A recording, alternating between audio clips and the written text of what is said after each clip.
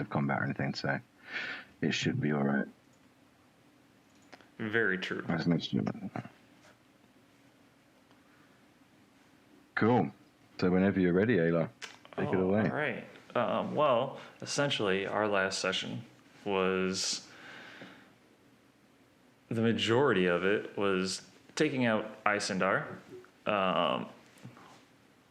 There was really not much talking beforehand. It was just we're getting in and we're doing this kind of a deal. He was mostly shadow, but there was something that was kind of like feeding him the energy and kind of like his being, in essence. So like he had fits of where he would become like whole from this little like doll thing and the stone that was inside of it, which very select few of us could actually see in the middle of this like swarming mass of shadows. And through a combined effort of everybody trying to destroy him, he had managed then to also become one with that doll stone thing and kind of like fully solidified himself, and he had like evolved into this creature type thing. Shadow half dragon kind of thing. Yeah. And again, we kind of just pounded him until eventually we destroyed him. Alar shot an arrow, and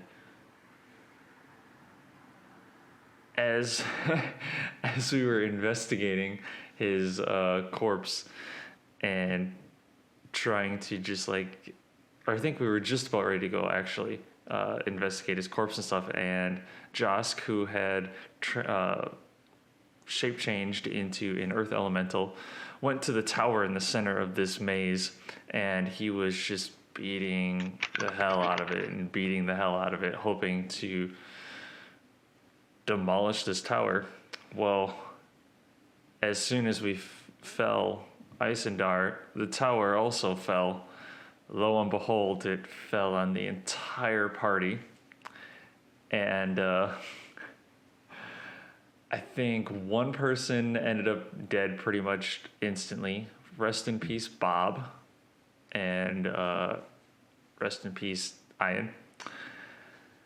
And luckily, through combined efforts of Alguldric and his dragon, and a little bit of Alar, I really don't think he helped out that much, and his new elephant mount,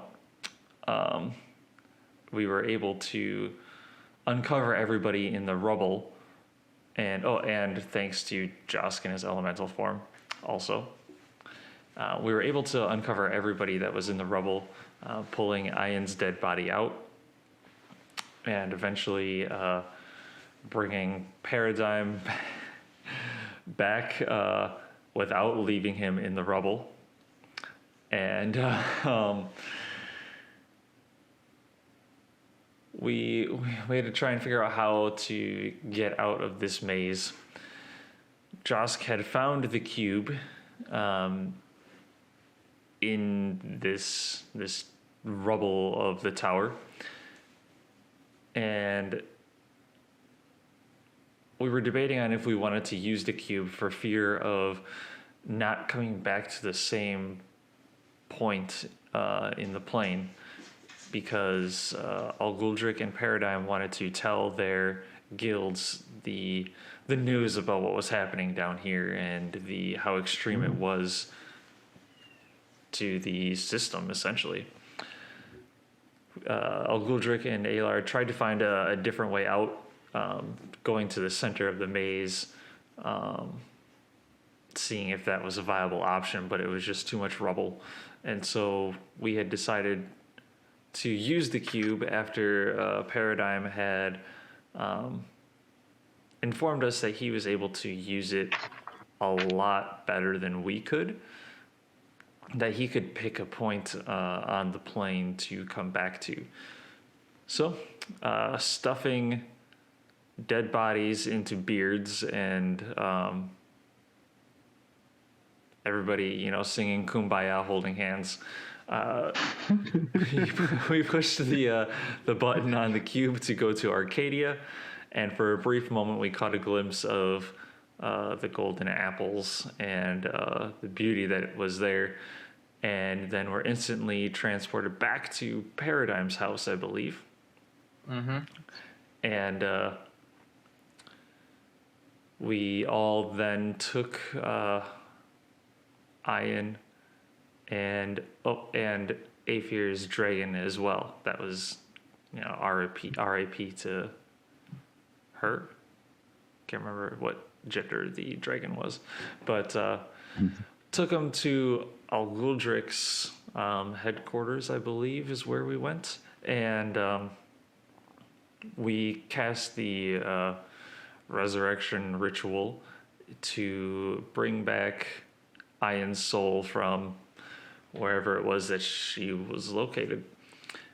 It was a very mixed bag of emotions and attempts to encourage her soul to come back.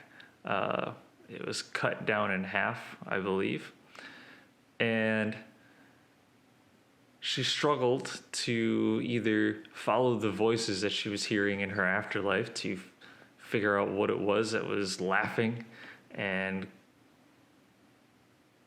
piquing her interest. Come to find out, it was her, well, not exactly her familiars, but similar to her familiars that were wanting to play, and but after hearing everybody's pleas, she had decided to return back to the world of the living. And upon returning, there was a brief hugging moment between Alguldric and Ian, and celebrated that. And I believe right after that, Alguldric helped out with Aethir's dragon resurrection, and that's kind of where we left off. Was everybody who was able to bring back their pets, I believe, was able to so far. And we did roll just a moment before for Bob, and Bob also came back with a 95. Oh, and I forgot. Bob comes back with close to full hit points. He's like 5 hit points down, not 1. I apologize. I have one question and one more thing to add. My question is, are we running the Craig bot? Because it's not running recording right now. No, we've bailed on that idea because Craig did not record for the first 4 months of the year. Okay. So Alar is on the case. I am recording. Okay, just to make sure. Ian also saw Amelia before she gets revived or yes. whatever. That is, yeah. Brief moment. We also, after we defeat Isengard, we also find some books that were filled with necromancy magic, and we handled it with care. It's still in the Beard of Holding, I think, Alar's now. Yep. Yeah, I had to write that. I forgot to write that down. Thank you. Yeah, we forgot. We collected them so that we can show what the Golgari swarm is about. So yeah. Hey, Warbeck. So Hello, I'm here. you guys stand in the Azorius headquarters in Precinct 1 with everyone revived, Isengard down, and a mixture of all of the emotions running through each of you. The odd kind of paranoia that has beset both Alar for perhaps most of his life and Aethir for a shorter amount of time relaxes slightly, knowing that your predominant enemy here is defeated. The city is yours.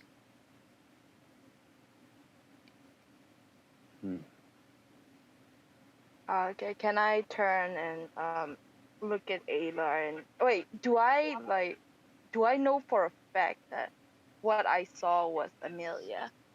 100%. All right, okay. So I'm just gonna turn to Ayla and say, I think I saw her. I'm sorry, The her? girl, your friend. I'm just gonna take out the snake. I think I saw her. Like, when the tower fell? No, while I was dying, I think, or while I was dead, I think I saw her. She's here. I mean, not here, but like she's still alive. I think. You saw her when you were dead, and she's still alive? Yes. It's kind of hard to believe, but I think that's her. I don't think she's dead because she's she's not herself, but I think that's her. She's can I don't know how to describe the place, but can I describe what hell looks like? You saw this river of blood running through the center with demons and devils fighting each other above it in this clamor of eternal battle. And you saw the essence of Amelia in this strange, weird, flesh-lumped creature. And it was still fairly bright when you saw it, but you don't know how time passes in the place that she is existing. But you know for sure that she is definitely exists somewhere. I'm gonna say that to Ayla. I mean, that sounds like a terrible place to be there. I think it's awesome she's there. You experience it. Right.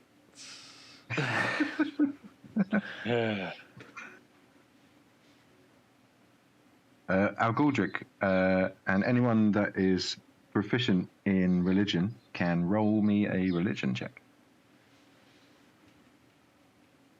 Oh, nice. I am.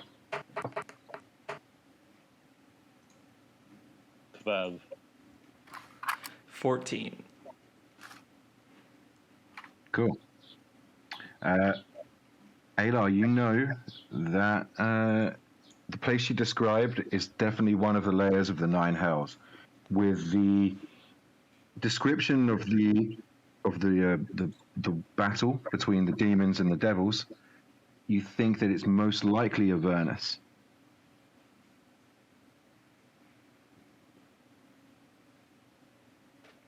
All right, so that's going to be one hell of a trip. From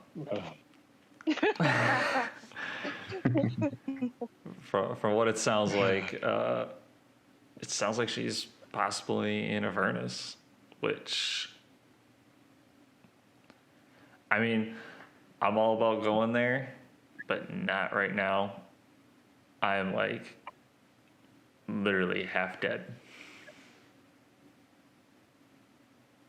I mean, I'm on 1 HP, so I can barely even stand up. Wait, I'm still on the bed, I think. Or no, not the bed. I'm still lying down. No, you're sitting up because you gave Algoldric a hug. Okay. Oh yeah, the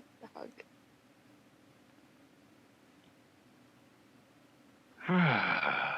This was a fun day, I can tell. And now I have to go a really big paperwork.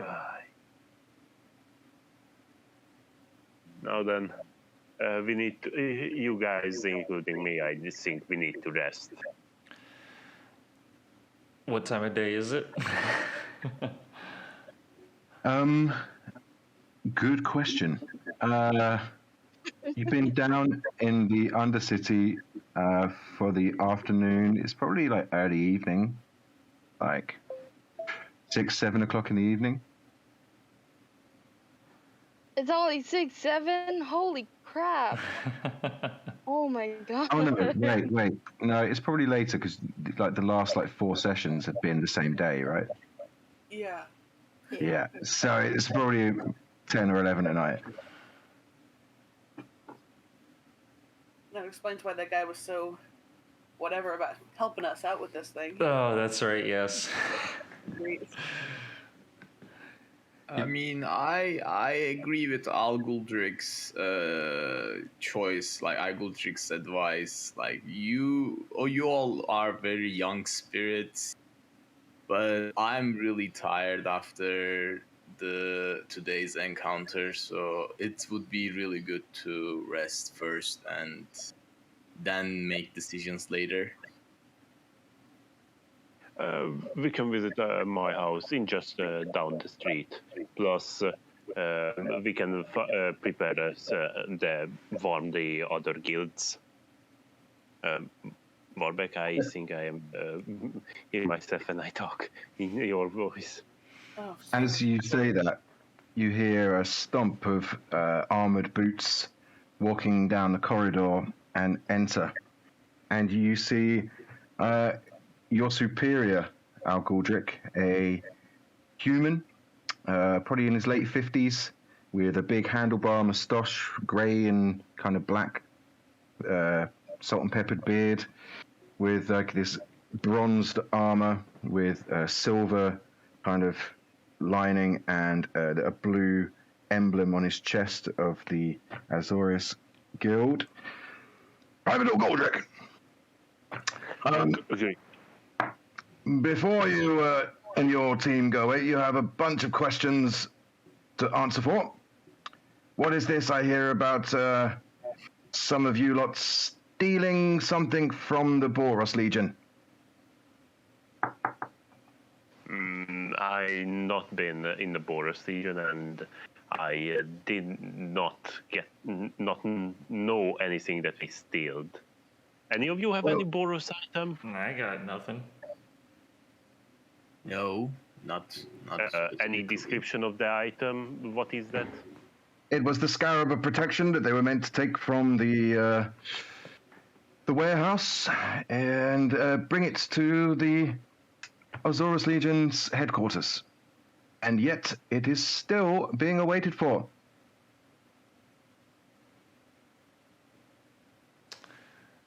I don't know. I don't have this item that you're speaking of. There was a contract that was handed to you. I don't believe that it was ever handed back. Yet, your descriptions are very distinct. You are the Planeswalkers, correct?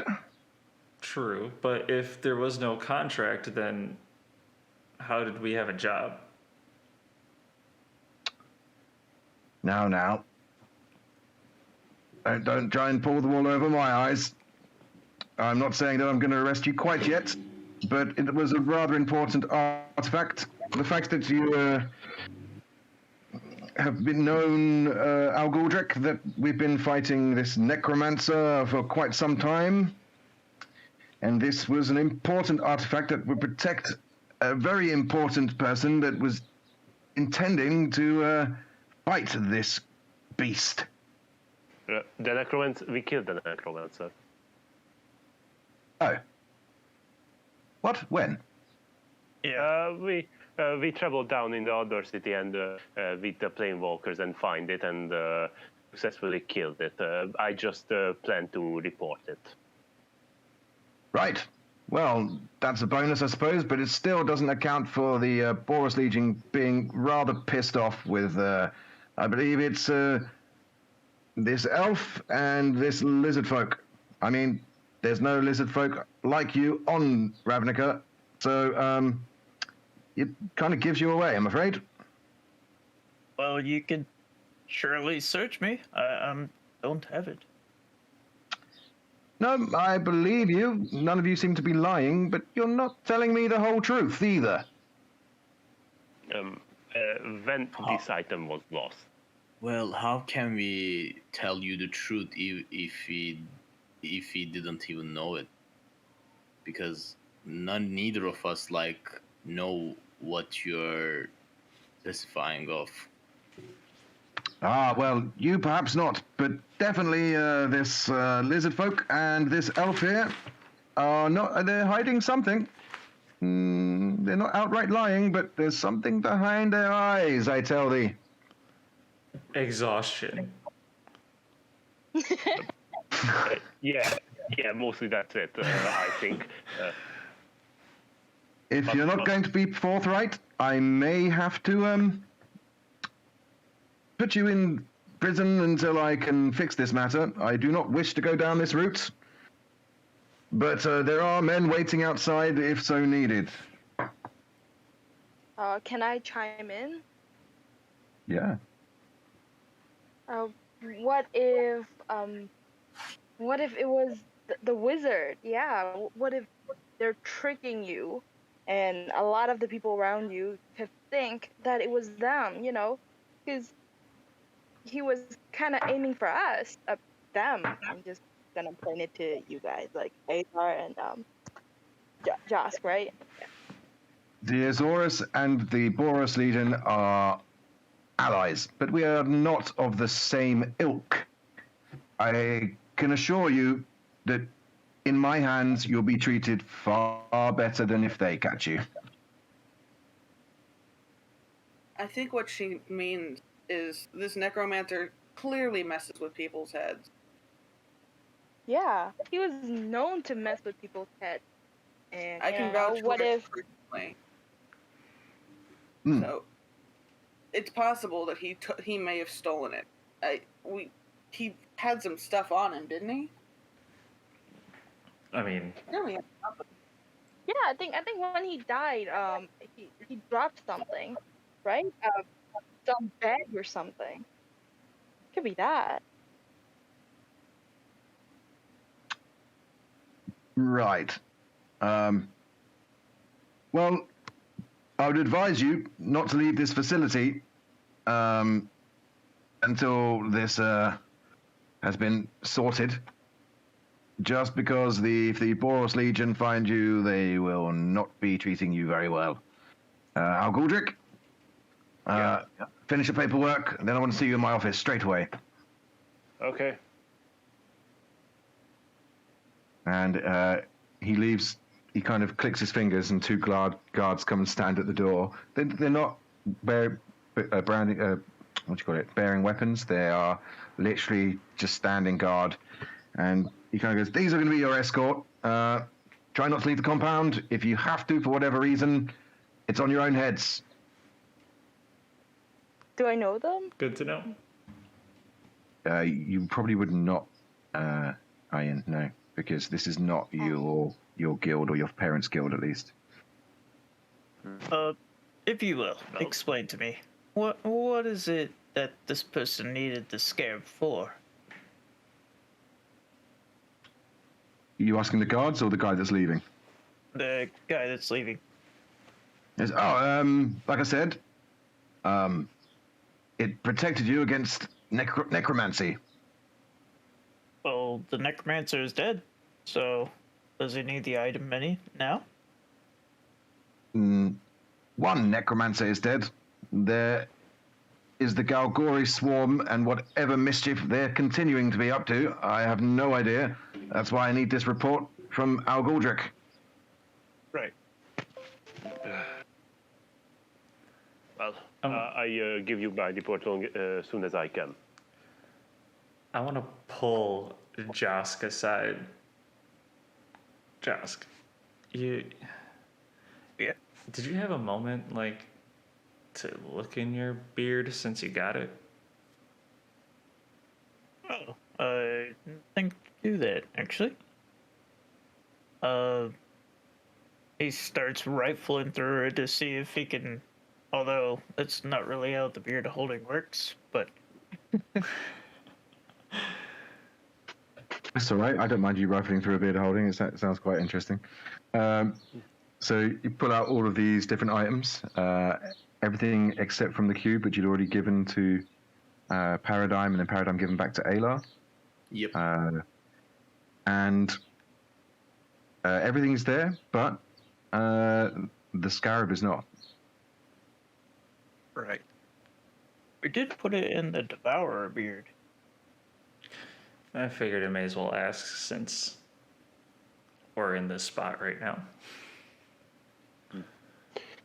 I just have a simple question. Why this guy put the beard very easable, like getting the item? Like why he not carried it or something? If that was a really powerful item that in the beard or something. Well, maybe he thought the item wasn't that strong. Maybe he wasn't aware of the full capabilities. Aether's gonna walk over to Josk and Alar, and he's just gonna go, "What did you two do?" Well, you see, I what am not happened was... paying fail. I thought I messed things up. Now we're gonna go to jail? What did you do? Well, you see, we got, that guy that Alar just sniped from like 500 yards away. I pulled the beard off of him. Yeah. Pulled the beard off him thinking it was my beard. And it happened to be a different beard. One that I reached my hand into and it tried to drag me into the beard. It was a devourer, actually. It wasn't my beard. I thought it was mine and I put the scarab in there. Oh. And then we destroyed it. So it goes worth bag of holding. When you destroy a bag of holding, it goes to that location. You hear an audible sigh from the general. But we can get there, I'm sure we can get there. We are planeswalkers, after all. Do you know where it is? Because I have a bloody good idea, and that place is big. Oh, you've been there? The Astral Sea? No. Oh. Never. No. How do you know? But many of the ships that arrive here off planet have sailed it many times. I say it's incredibly large. And weird stuff lives there. We just defeated the super powerful necromancer. What if instead of a scarab protecting this guy, we protected this guy? I mean, I'm not sure the Boris agent are gonna necessarily see it that way, especially because I was told that you were instructed not to open the box. I have a quick question. Right. When we met with something, did he say who it was that was gonna ambush us? I don't remember. He didn't. He just said that you will be ambushed by an enemy. He said most likely from the forces of the necromancer. But he was rather cryptic in what he was saying. Mm-hmm, mm-hmm.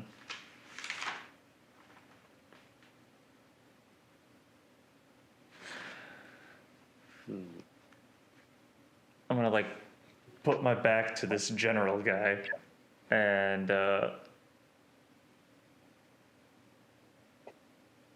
gonna walk over to Al Guldrick, and I'm gonna grab him by the arm, and I'm gonna pull him away, try and put some distance between myself and the general guy. Cool. Come over here. Come over here. What do you know of this something fella? Okay, what should I roll for that? How much interaction have you had with the Demir Guild? House Demir. How's the mayor? Probably 4 or 3 maximum. 4 or 3 what? Or what do you mean interaction by that? Well, like, do you have any friends that are within it? Oh no. Then I think that you may know of agents and stuff, and perhaps had to capture a couple. But you roll me a history check with disadvantage. Okay, history. Disadvantage. Let's see. Oh, that's a 4.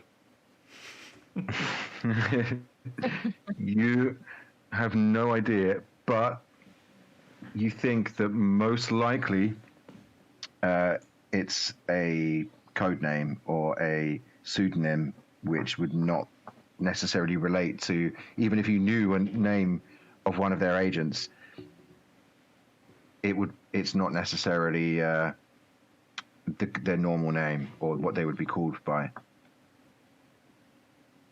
Yeah, I informed that.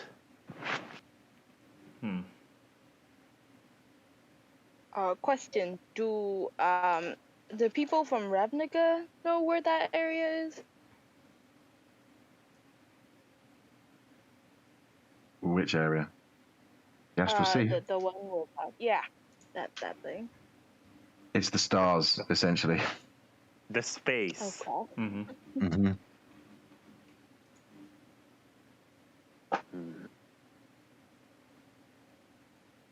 Anyway, then until you guys, I will be back a couple of hours. Just I need to finish something.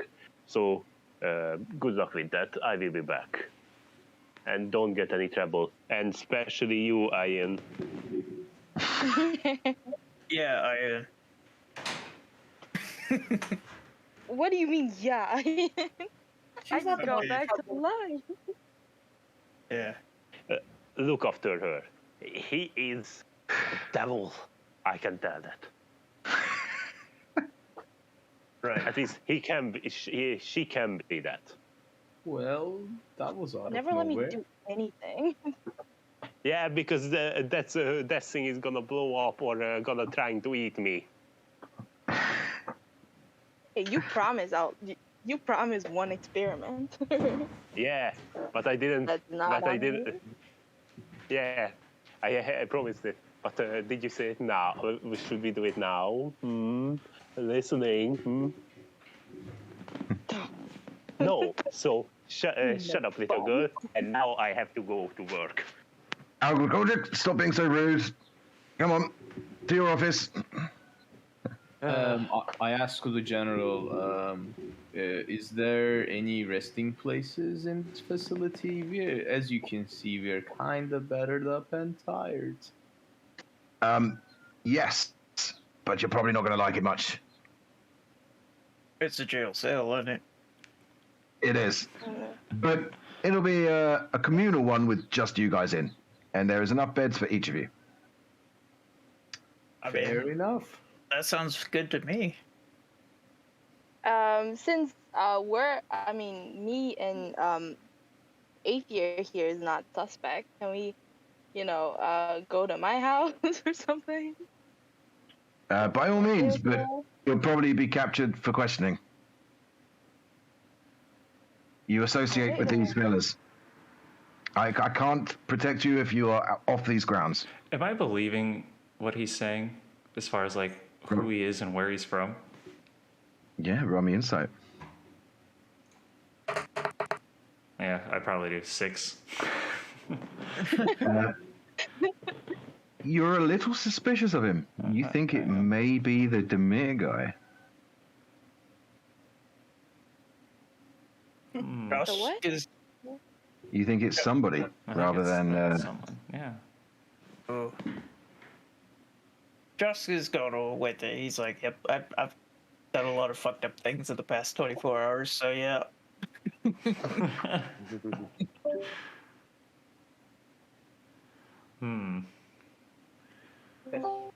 At least you're being honest. So then Algudrick with Strix walks out and go home and basically start working on the report. Cool.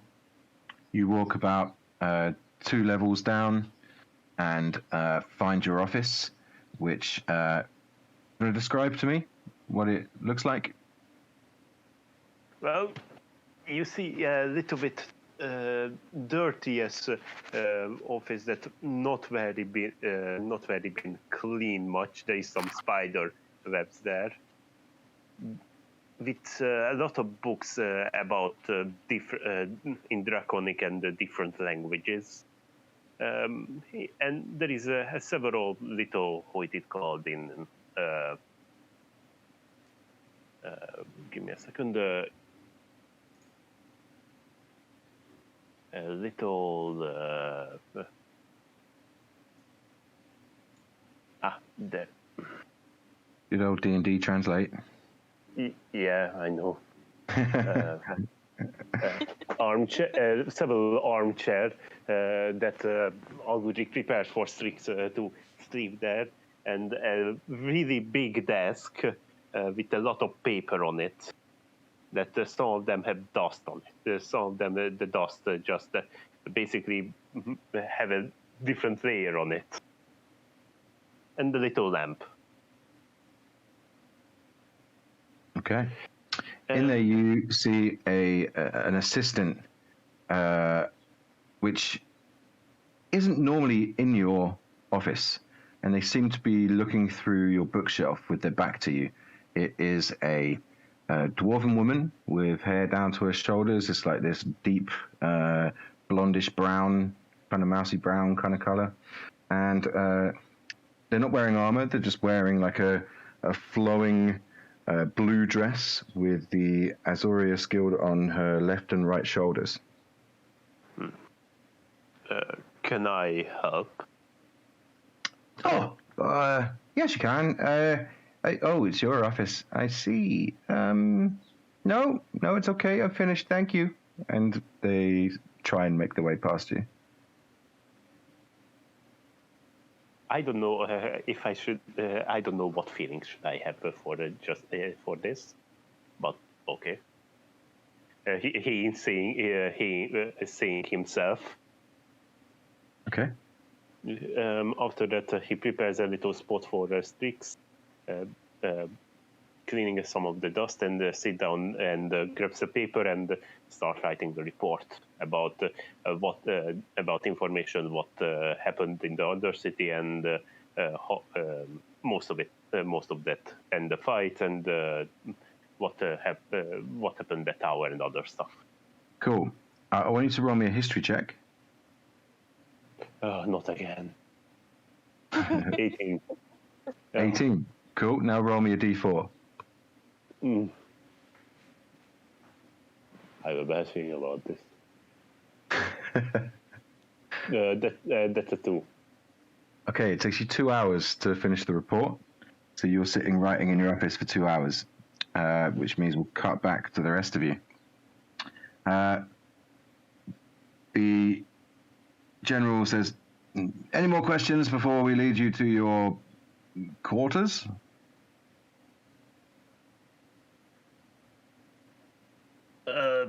How safe is this actually going to be? Well, the Boros Legion representatives will not enter here. Right. Unless invited. And currently they are not. There's been a lot of discussion about this within the council, and our higher-ups have decreed that if we find you first, we are to question you and to find out the truth before handing you over for sentencing. Right. Will there be a trial before sentence? Of course. Do they get like? Can they? I don't know how to say that. Can they be bailed at frick? I mean, probably not, but they will get a fair hearing in front of the leaders of each of the guilds.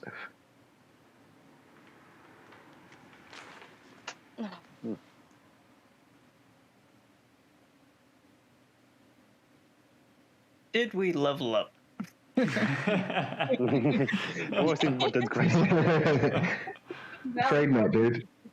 Afraid not. All right. If you say that in character, the guy goes, "What?" What's that mean? Wait, Asmo, is my home kind of close to the station, or is it far? It is not. No. Your home is actually, well, it depends.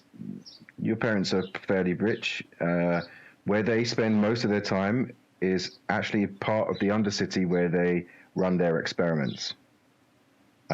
Whereas they have a townhouse which is in Precinct 4. You're currently in Precinct 1. So not that far, but kind of a bit far. No, it's like from one side of the city to the one side of District 10 to the other, which is not a short distance. It depends on how crowds, but it's going to take you a few hours to get there.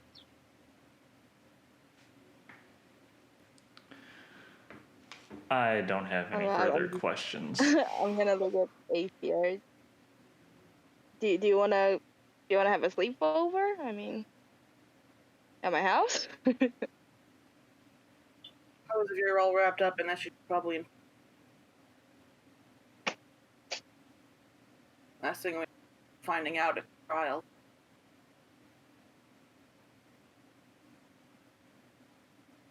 Well, if the general suggests that we should stay here, I think we should stay here. Aren't you in your office? If excuse me, I thought you were in your office. Oh no, this is Paradigm. Sorry, Yeah. early Wrong brain. person. Can't tell the difference in accents. so I think the general knows about something. So I think we shouldn't, like, Azorius people. They're kind of control freaks, but like you know it from Algodric, but like they're kind of trustable people. So I trust them. If the Boros Legion is really looking out for us, the staying here is the better option, I think. Ah, Right. I don't know if you guys noticed, but Ayan's like really annoyed that she's gonna have to spend it in a jail cell for the night. Aether walks over to Josk, kind of pulls him to the side for a second. It's like, if she tries to sneak out, I'm following her, and I'm using that cloak of yours. Oh yeah, yeah. I bet it. And at the very least, I can just say I was following her. You're wrapped up, and saw you exactly eye on you. You're cutting out quite a lot, Warbeck. Oh goodness! See, that's what happens when I turn my sensitivity up or down. There we go. There we go. Perfect. I was saying that at the very least she could pull rank if she's stopped by somebody saying that she's trying to get back to her parents' guild as a messenger or something. But since Josk is really right in the thick of it, they'll be having a close eye on him, not so much on Aether. Cool.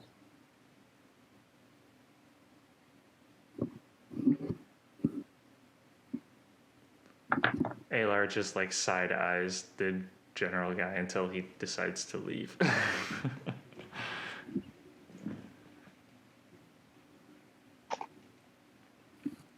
But in either case, rest is definitely needed. Yes. Definitely a long rest. Right then. All of the privates down to the the cells. The door will be left open. You can move within the confines of this wonderful building. Feel free to spend more time in the temple if you wish. Al Galdrick will be sent down to see you after I've had a good chat with him. Sounds good. I wish you all the best. Thank you. I really do. Oh. I still side-eye him.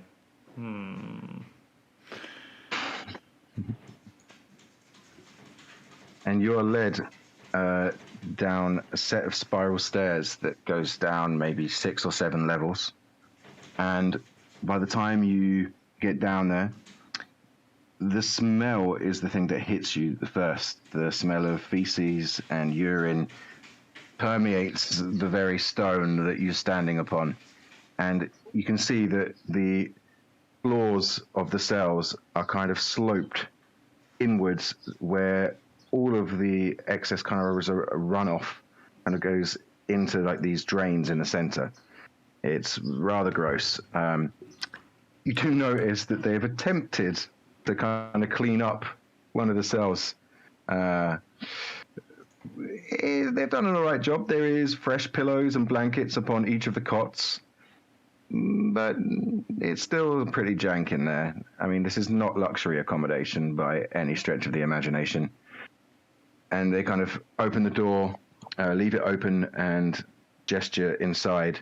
And the 2 guards start walking back towards the entrance, towards the stairwell, and will stand there kind of waiting for you guys to take your rests and guide you if needed around the building. I'm gonna find the spot that's in the corner furthest away from them. Okay. Yeah, easily done. I'm gonna use my prestidigitation to clean up the space that I'm gonna sleep around me, and gonna like lay down like not like how do you say, facing down, and retract my shell. Okay.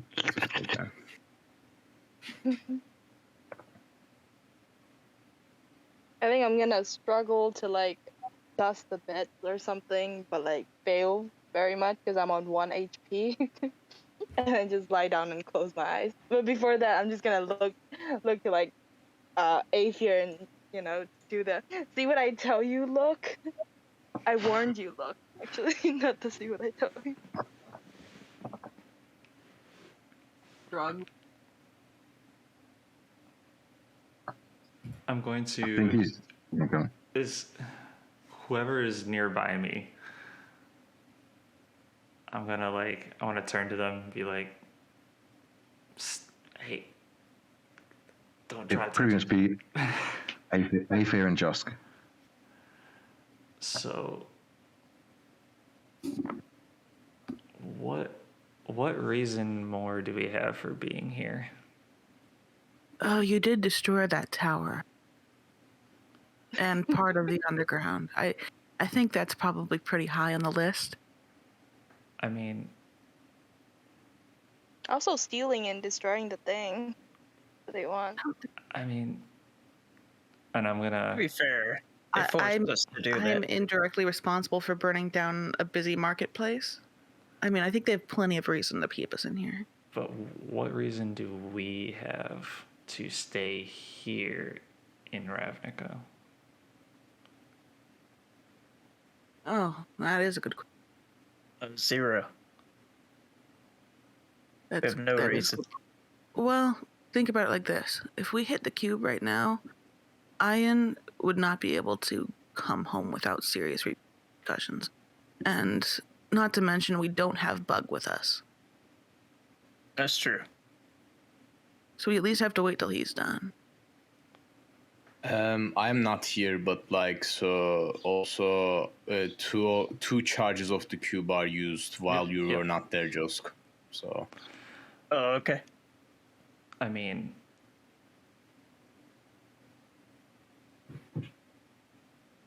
like we used We- it to go and come back. so my idea is we're already here. Worst case scenario, we wait till morning and dip out of here, go back home. Sounds good.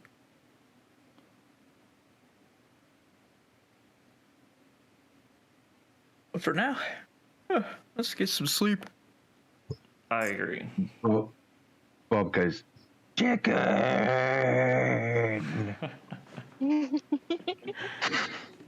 Bob, you're amazing. He yells up to the guards. Excuse me, can one of you get, like, maybe some chicken or something? Well, of course, sir. Not a problem. Cooked, uncooked.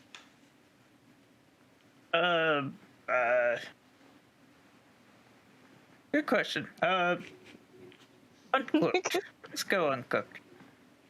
He kind of raises an eyebrow, looks at you kind of oddly, and like, oh. And then the other guard goes, I told you, lizard folk eat uncooked meat. Somebody just won a bet. The gold is handed over. Yep. They come back about 20 minutes later with 2 chickens, dead but uncooked, unplucked. Oh, yeah, thank you. These look great. As you take them, Bob just flies underneath your hands holding each chicken and just feathers everywhere. Oh, that's good, Bob. Just give him little pats and... Alright, let's go to bed. Wait, where do you pet Bob? Say What was again? that? Like, where do you pet Bob? Like, its head is filled with like tentacles, right? I mean, or is it eyeballs? I'm not sure. Both. Yeah, eye stalks. I think his tentacles are on the side or something. They're kind of like 2 on the top and like 2 or 4 on the sides, but you can scratch under his chin, you can scratch around his tentacles, you can scratch his tentacles, Yeah. his eyes. You can probably Hey. let you. No, what? I scratch around the beard on his chin. Okay, cool. He starts dribbling a bit. Alright, let's go to bed. Bed. And he kind of snuggles up with you.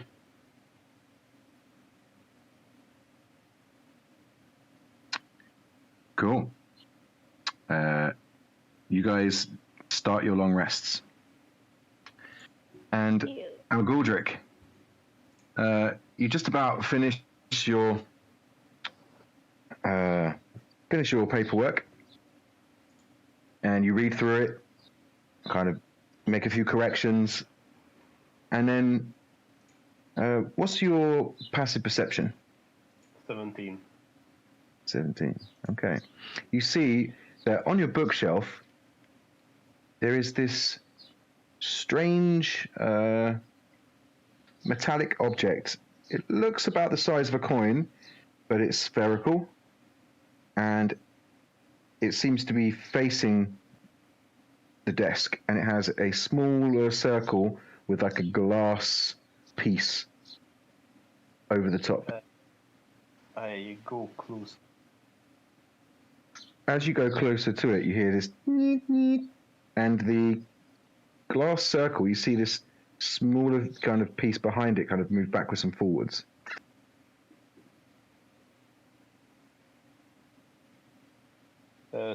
Slowly approach it. Mm-hmm. It does the same thing.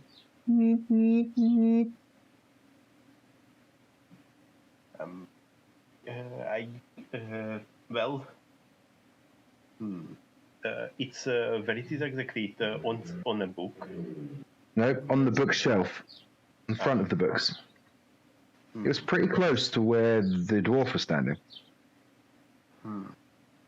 Well, what did you do, that you little dwarf? Let's see. I trying to take my axe and just slowly a little bit touch the thing. As you touch it, you hear a ding. And then this as the kind of piece behind the glass kind of moves in and out again. Okay, I go even closer and I touch it. Okay. Nothing happens. Okay, I will. I take it to my pocket and I will deal with this later. As you pick it up, you see that on the bottom there is an Is It Guild symbol. Oh, please, this is not one of your. Please, it's not the one of very explosive things. Please, just please. You notice that it's also making that whirring noise and much more, as if like there's something mechanical inside it that is making whatever's behind the glass piece move further. Can I open it or at least look what inside more? Look more clearly what inside the audit. Do you have any proficiency with tool sets? Cook. I'm afraid you don't have the tools necessary. But then I pocket it and trying to place it where the most silent or something. Okay. And then I get my report and start walking to my superior, who is. Can I get a name? Zor. Yeah, it's General Clavon.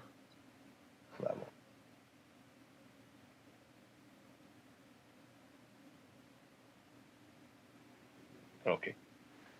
You find your way to his office, where he's sitting there, rubbing the bridge of his nose with some spectacles being placed on with his left hand onto his desk, which is a beautiful oak desk with a few knickknacks and like a little paperweight, which looks a bit like a crystal ball with bubbles in it, placed on top of a massive stack of paperwork.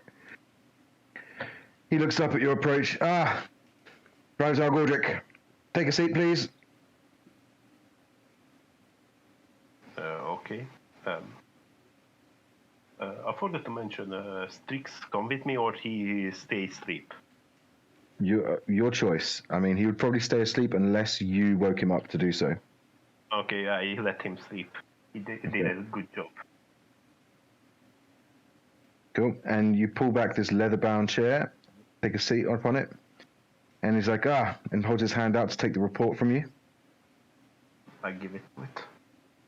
He reads through it, going, oh, yeah. Oh, right, yeah. So, if I get this right, these planeswalkers came to you and met you whilst you were dealing with the incident with the crazy hobgoblin that terrorized the marketplace. Is that correct? After the terrorization, I noticed them and approached them. Right, and I've had reports from other soldiers that they tried to get in because they said something along the lines of their friend had been destroyed in this process. Therefore, at least one of the others was with them, I assume. I may not know. From the beginning, I only know these one. Right. we didn't lost anyone. Okay. Well, it seems that they've had something to do with this incident, the missing scarab, and defeating this necromancer that's been causing chaos in Midori Park. It's a right mixture of different things that has perplexed me somewhat. Now, I'm quite good at reading people, Al Galdrick, as you well know, and I seem to like them. So, I fear that they may have been set up somehow, but I need to know the full story before I can support them in whatever claims they make. I urge you to convince this elf and lizard man to tell me the truth. Now, I trust you in your judgment. I don't think you would have joined them. I mean, even if your friendship with that Ian, is her name right? The posh rich girl that family experiments on different folk. I mean, that's a bit of a tenuous relationship, if you ask me. But I don't judge. I don't judge. So try and persuade them that this is the best option. I cannot support them in their story unless I know what the story is. I need several information about this item we lost. When it was lost, most or less reported in the scene. This morning. Very exactly, I mean. In Midori Park. Okay. There's a warehouse there that is run by the Legion, and they had accepted this mission to take the scarab within a sealed box from one part of the city to another. They were seen walking from Midori Park, heading in the right direction, first thing this morning. And it should only have taken a few hours, and yet it is the end of the day, and yet this scarab is completely missing. Well, I do my best to not use force, but they tell what they know about this scarab or other thing. But do you know these other gadgets nowadays? What they making? Are you showing the thing? Before that, he just asked it.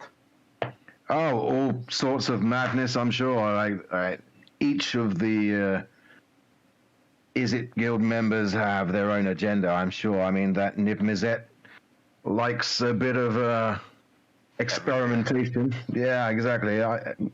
Mostly weapons, I would assume. Perhaps some surveillance equipment. Yes. After I returned to my office, there was a dwarf, and after a little while, I noticed this little thing. You know what it is? He picks it up, and he looks at it, and he goes, well, it looks quite like the lens of my glasses. And he holds it up next to it, and it's fairly similar. But I haven't got the foggiest, I'm afraid. Okay, well then I try to find it out. Can I get it back? Of course, but if it's from Is It, I wouldn't carry it on your person. Perhaps put it in a vault somewhere, or I'm not too sure what it does. And then he had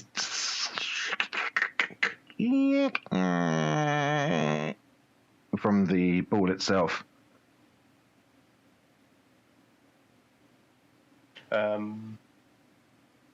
From the little thing.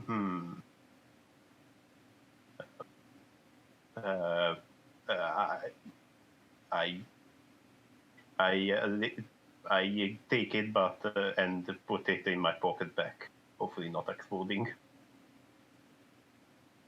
Yeah, tick, tick, tick, tick, tick, boom! No, I'm joking. You don't really.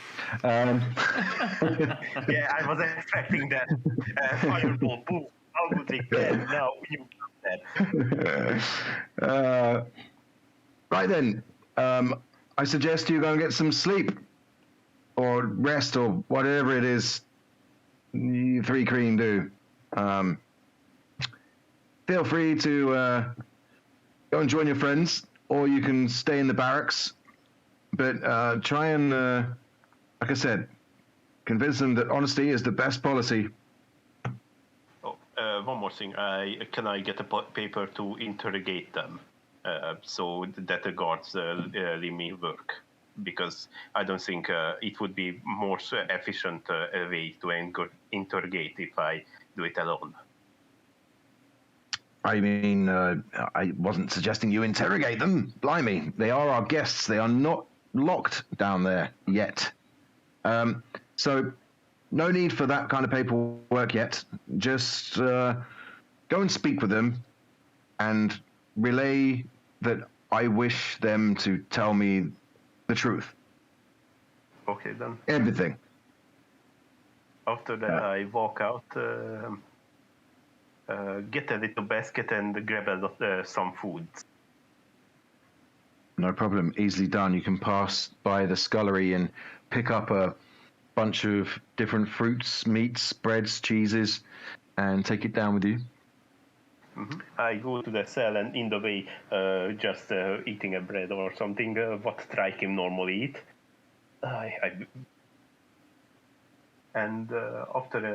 After walking down and basically I tell the guards that I will look for them until I let me for it. I look for them until I need to talk to them in private. Yeah, no problem, Al Goldrick. They're just in that cell there. I think they're all asleep. I can hear one of them snoring, and you can hear Bob going.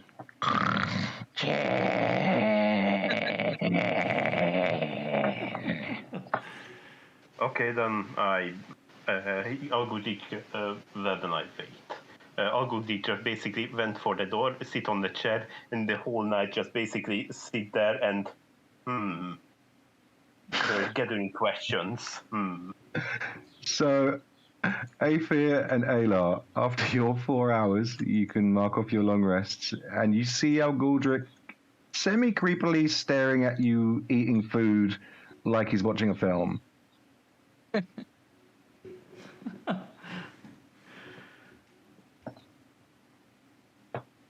Good. Hello there. And Edmo, can I short off a long rest due to my special ability? You can. Do you have some free time? I'm gonna look around the area around me. This is about as much free time as I'm gonna get. Well then, if you until the others awake, can one of you follow me for a short time?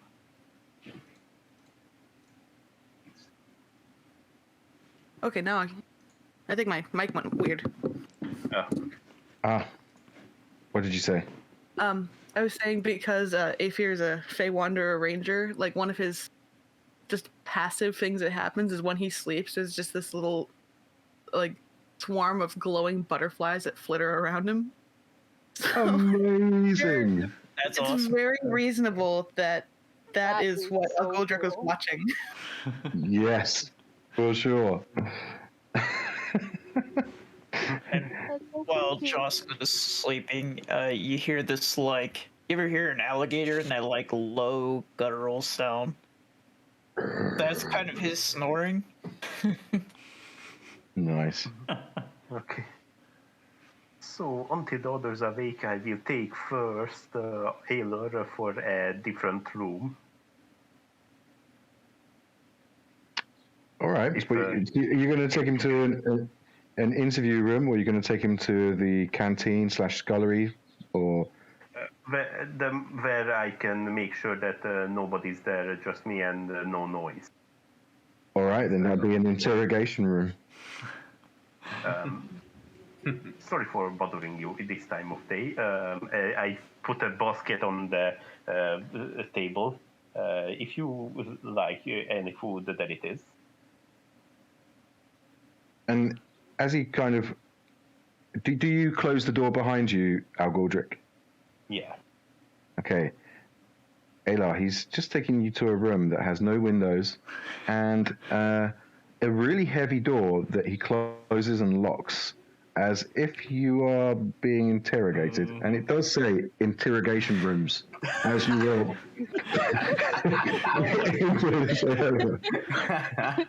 I'm sounds not. like he's gotta interrogate you.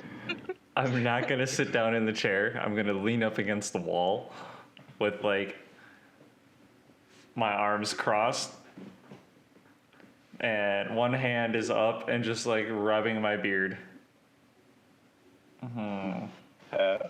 Where he does that, he Ogudik takes a little bowl and then cast and said, "For there I will cast the spell. If you would be gentle to not resist, I can make sure. This is just for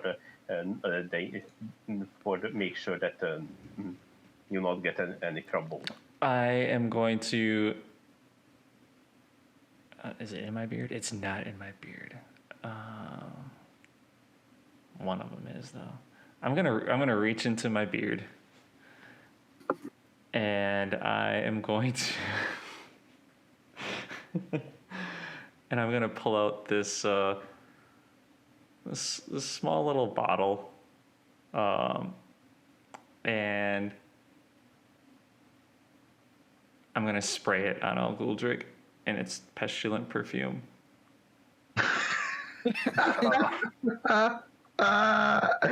Cool.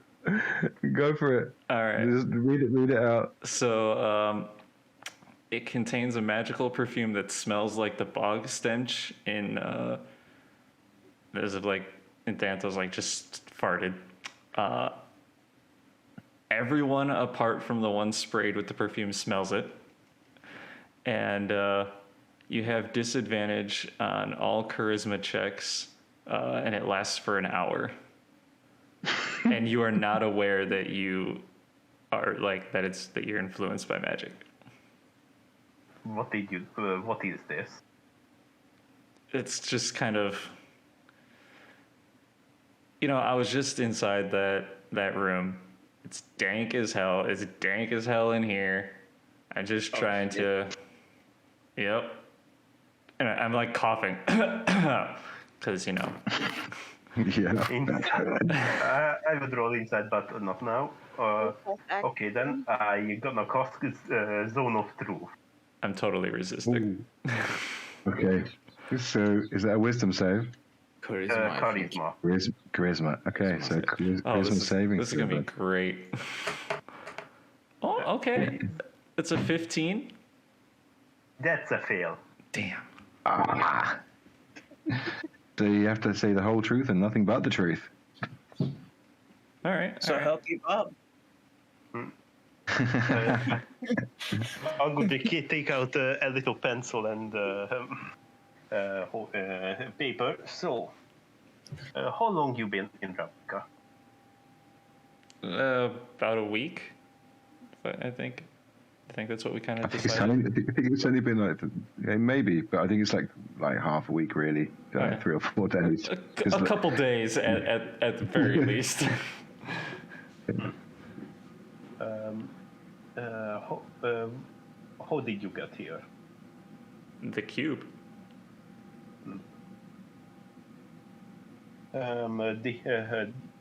Yeah, I get, possibly I get it that you. But what did you come here? How did I come here? Why? I think.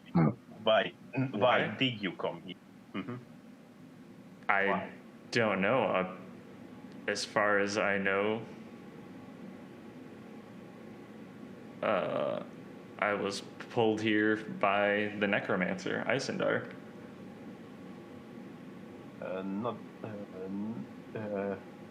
Do you know anything about this scarab that Will just lost, or anything that relates to that? I'm sorry, could you say that one more time?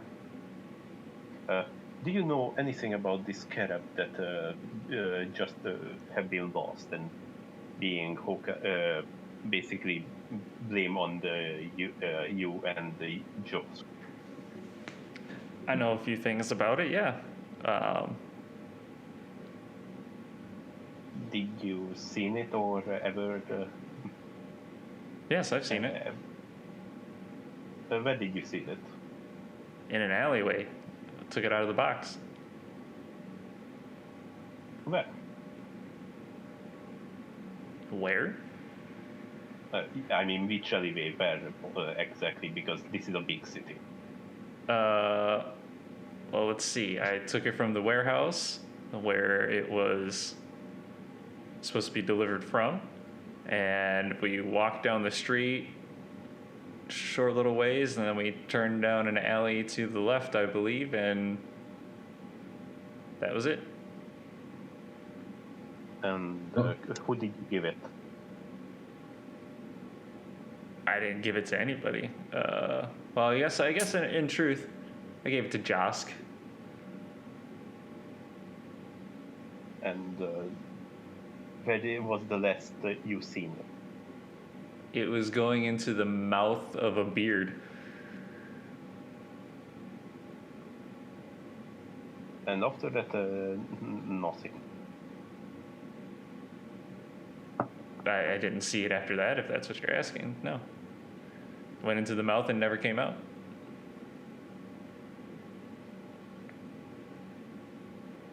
Sorry for this interrogation, but I was tasked to do so. I am trying to help. I just want to tell. I want to. But anything else? How long does this last?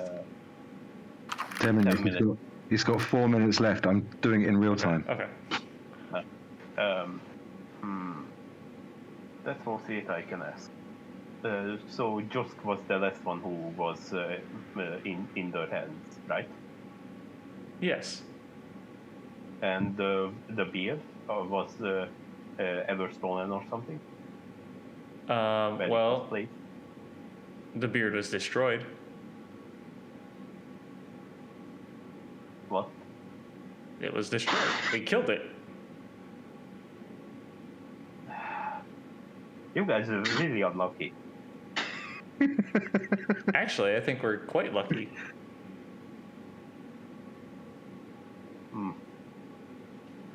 Okay. Well then, I think that's it for us about to talk. Do you? I just have one more question. What is Elderon like? This is more personal. Depends on where you go. I mean, Portside's pretty nice. Lots of entertainment there. You have a very cold mountain over by Craig Faroon. If you're into like the warmer climates, you know, you got the Dwarven City. I wouldn't really recommend going too far north. There's a lot of giants that are just like taking over places, but you know. Well then, thanks for the talk. I reach my hand to you for a handshake. Hopefully we can close this case soon as we can and make you guys not and not know what happened to the scarab and at least find it. I'll like glare at, like give him like a mean mug kind of. And I'll shake his hand. Do you need anything I need to get for you?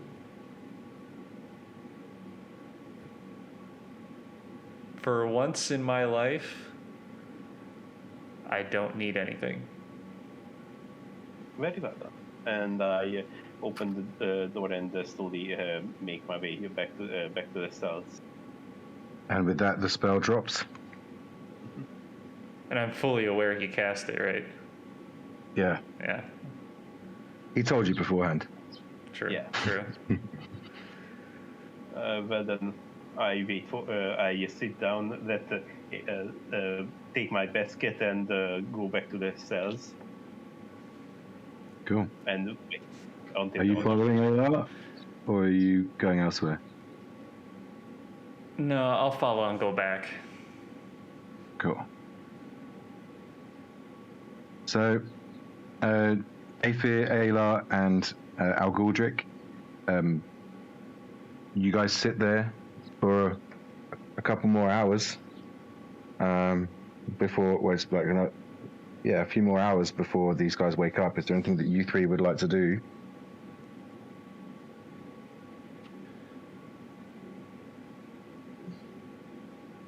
No?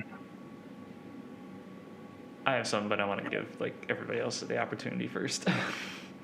Okay. So what Paradigm likes to do is actually get the books to the conclave. Yeah. At the moment, he's still asleep. Yeah. Sorry. Yeah. But you can definitely do that after. Okay. Still rest. Yeah.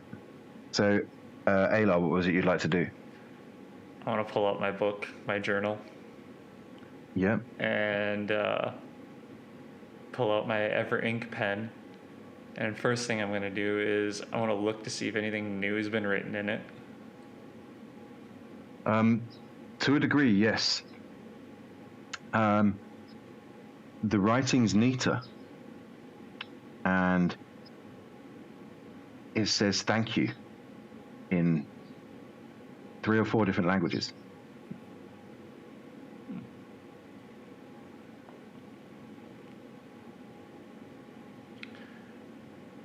There's also drawings. Oh, okay. Oh, hold on, I gotta get my. Okay, so it says thank you. And drawings. Okay. What kind of drawings? There is a symbol of an eye with like these flames looking off the top of it. 1 second, and I will post a picture of it in the thing. Let me just. Oh no, that's the wrong channel. Here we go. This one. I don't know about you, but that sounds badass. A burning eye. Yep, it is pretty cool. Oh no. Sorry. Here we go.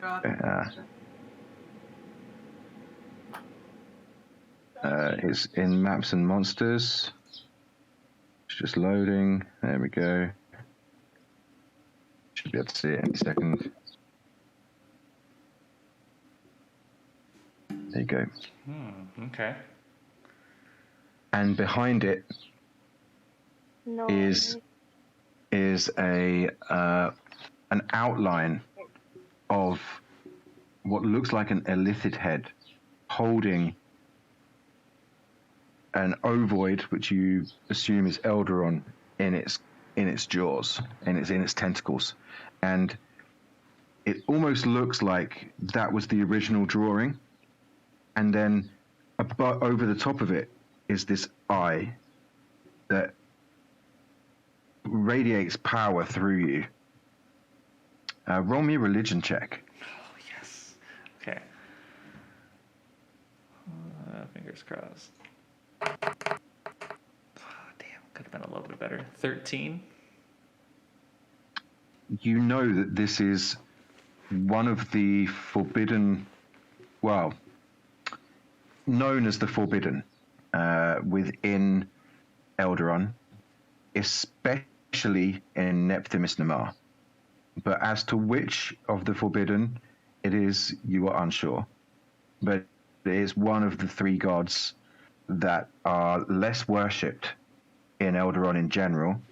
But you have seen it in many of the temples. There's normally a small shrine rather than a huge dedication. Something about renewal and fire comes to mind, but to the name, you can't quite grasp it. It's like on the tip of your tongue, and every time you kind of think you've got it, it slips away again. But the sensation you get from the drawing is that this is the being that will help defeat the Illithid invasion.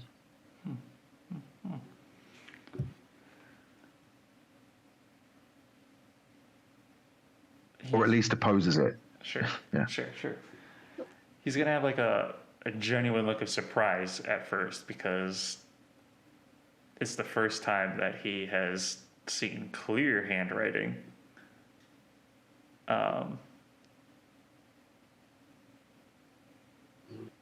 And rather than going from like I don't know, I'd say like the fear that was probably in his face when he first opened the book, wondering what was going to be inside of it, is kind of now washed away.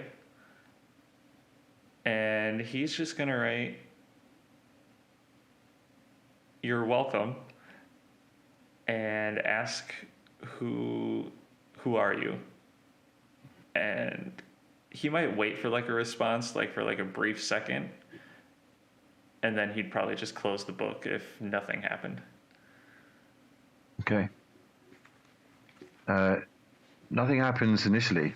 You close the book, and you hear the crackling of flames, the roar of an ancient dragon resonate within your soul. Something kind of inside you, like, makes you want to open the book again. And as you do, there is a name written in Draconic.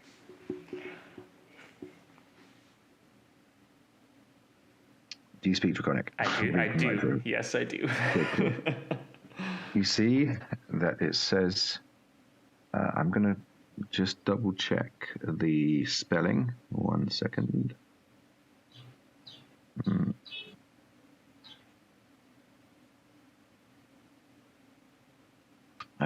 It says, 1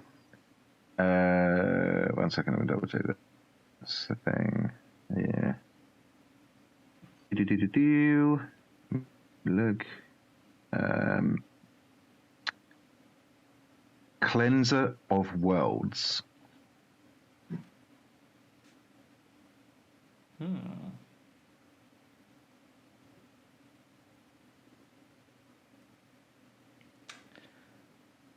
I'm just gonna kind of nod my head to that, and I'll leave it at that for now, and I'll close the book. Cool. Aether and Algaldric, is there anything you'd like to do in this time whilst you're waiting for the others to wake up? Asking if he wants any food. Okay. Aether's not doing a whole lot. He's kind of just recuperating, I suppose. Nice. You guys eat your fill, rest up, as the others come to wake up, and everyone can mark off long rests. Nice. At which point, I think it's a good time to have a 10-minute break and come back to it at o'clock. Yeah. All right. There is 2 more people I need.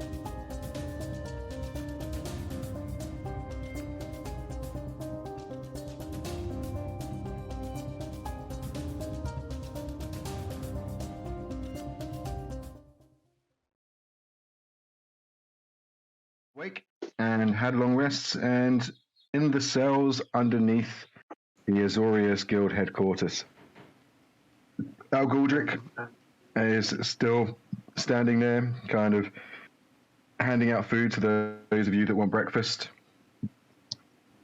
And the day is yours. Is there bacon in the food? Ryan's gonna be sulking the whole morning. There is dried meats and so kind of, it's more like jerky rather than bacon, but yeah. Perfect. I'm just gonna grab a piece of that and like chew on it while not breaking eye contact with him. I don't even. Ooh, I don't know if I am even and blink. No. I don't Well, It's think one you hell of a staring contest then. I mean, Aelar's the only one suffering, but like, I'm gonna try to Offer- beat Bob to pieces of the chicken. Try to eat them before he can. Okay. Roll initiative for both you and Bob. Right. Yeah. While this is going on, Aethir's fixing his hair. He's just like pulling it back and trying to braid it behind his head. Get it out of Nice. his That's can a I six like for go me. and like complain the whole night to like Aethir? Yeah, you're welcome to complain to him. He probably won't respond, but you're welcome to complain. 6 for me and I'm 9 gonna for like Bob. go to work. Bob gets the chicken first. Ah, damn it, Bob. Chicken!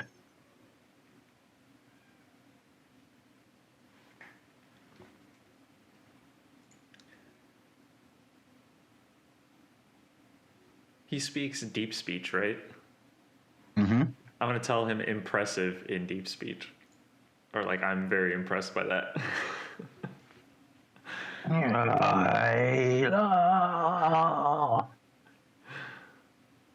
Wait, what are you saying to Bob?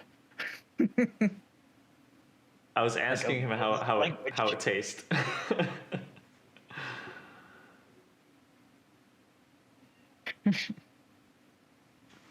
In fact, in deep speech, he would not sound like that.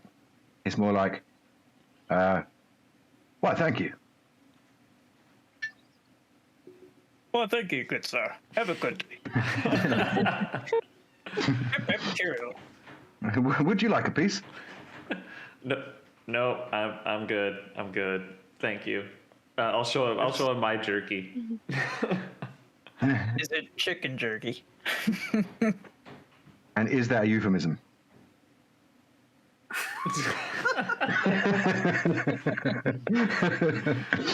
I'll show you my jerky. Sorry.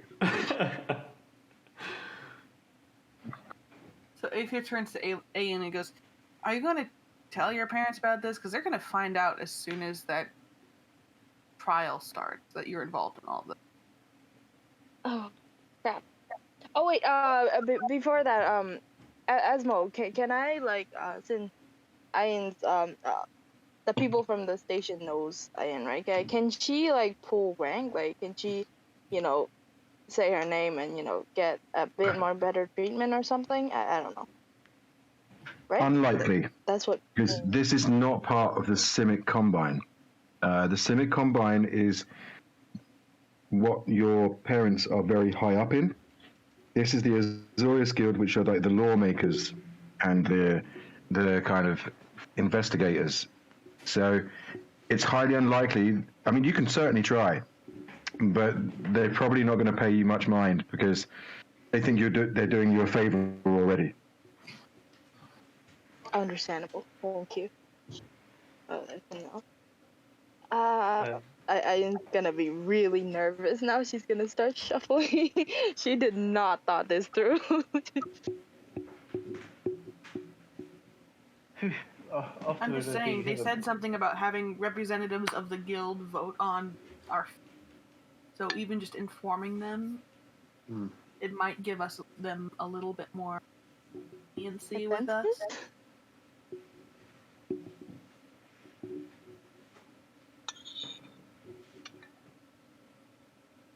Wait, Is Elgor still doing that daring contest?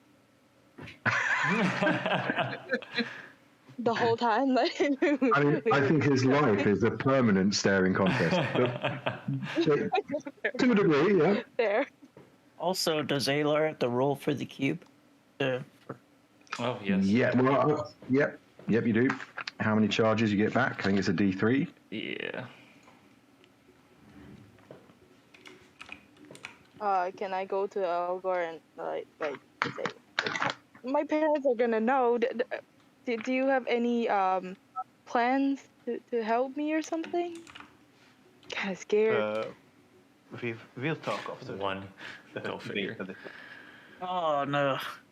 It's okay. We That got is- we got 2 charges. Yeah. So. Plenty of charges. Yep. So after they have a breakfast, I ask Jokes cool to come with me. You asked me to go with you? Yeah. Sure. Where are we going? Esmo, what was the other place you said? The scullery or the canteen, where there's like lots of people around. The only place you're going to be private is the interrogation rooms. We're going to a private place to know the people to hear our conversation, so don't panic, okay? Just need a little quiet place. Panic. You saw me drop a tower. I'm not gonna be panicked. Okay. Yeah, that's I think a fair point. Laughing bog language. After I bring to the interrogation room, close the door, so and You better watch Bob. Yeah. I got it. Thanks. Appreciate it, bud.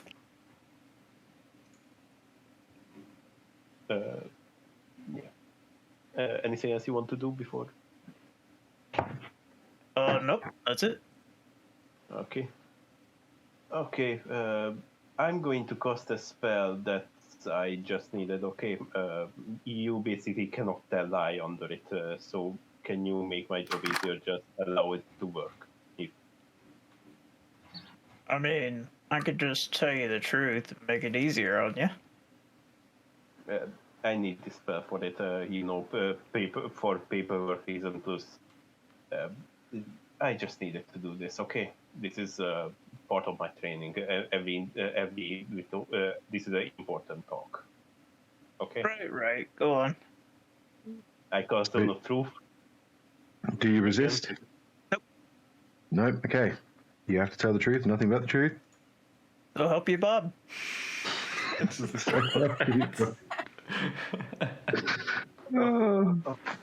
I have several questions. First, why did you guys come to Ravnica? Why did we come here? Mm-hmm. Why did you guys come here? Well, let's see here. You see, we're following this gentleman. Can't remember his name. He's a powerful sorcerer. We're trying to get revenge on him. And we went to his trailer, you see. We're searching for evidence and all that, and we found this book. This book stole all of our souls and sucked us into, what was it, Pandemonium? The Abyss. The Abyss. We got sucked into the Abyss. So we ended up in, like, sort of this hole in the ground. We found our way out. Thank you, ALR. That was loud. That was. Sorry. It's all good. Let's see. We were in a hole in the ground. We got out thanks to ALR. And we found ourselves to this maze. We made it through the maze. And we came across this item that allowed us to change planes of sorts. We attempted to go back to our world, but instead it brought us here. The Yeah, scarab. No, sorry, go on. We appeared in the library in what city was it? 6, 7? And you were actually in the library of a tower that was almost identical to yours in layout. Like as in like where you guys fought the giant guy and Ayla opened the window with the wand of many things, the wand of wonder. Yes. Oh yes, we came out into a library that was in a floating castle, similar to ours, back on our own planet. Yeah, that's how we got here. By The accident. scarab that. Oh, understood. The scarab that you are accused of stealing it or whatever happened to it, Elor said that you are the last one who have it in their hand. What did you do to it? Oh yes.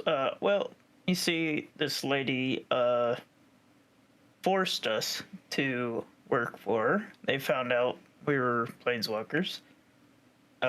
So this lady and this Cyclops forced us to work for them. It's not like we just chose to carry this scarab for them.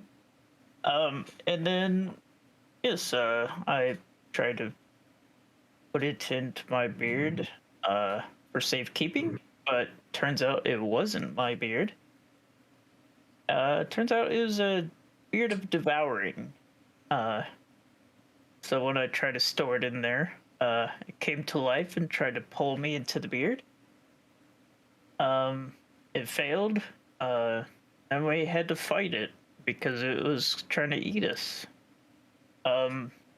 So we killed it, but upon destroying the beard, the scarab went to the whatever that plane's called, the river plane. Astral.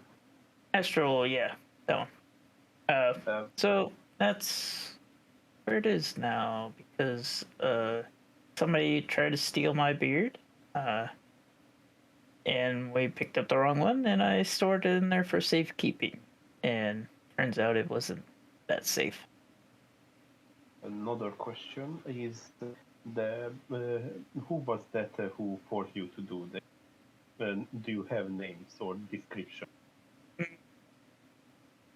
I can't remember the name. Any symbol, any of that reminds you of any of the guilds?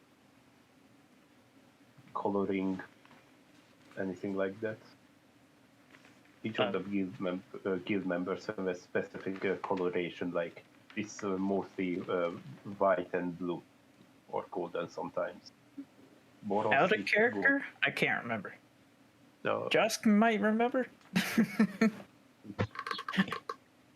Are you referring to Isendar who took your beard, or who are you referring to? The person that forced us to carry the scarab. Oh, so they were from the Boros Legion. Yep. Boros Legion. There's a Cyclops, can't remember the name. But we became quick friends. And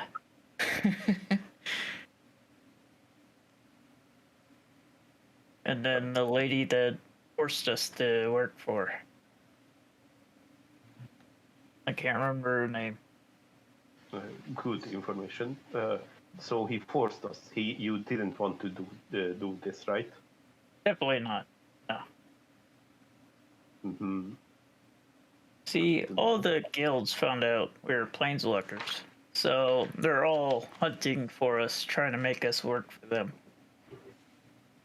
I just want to get out of here, but I understand why they say it, because they think you are all powerful and need you can do anything in this world if you can travel everywhere.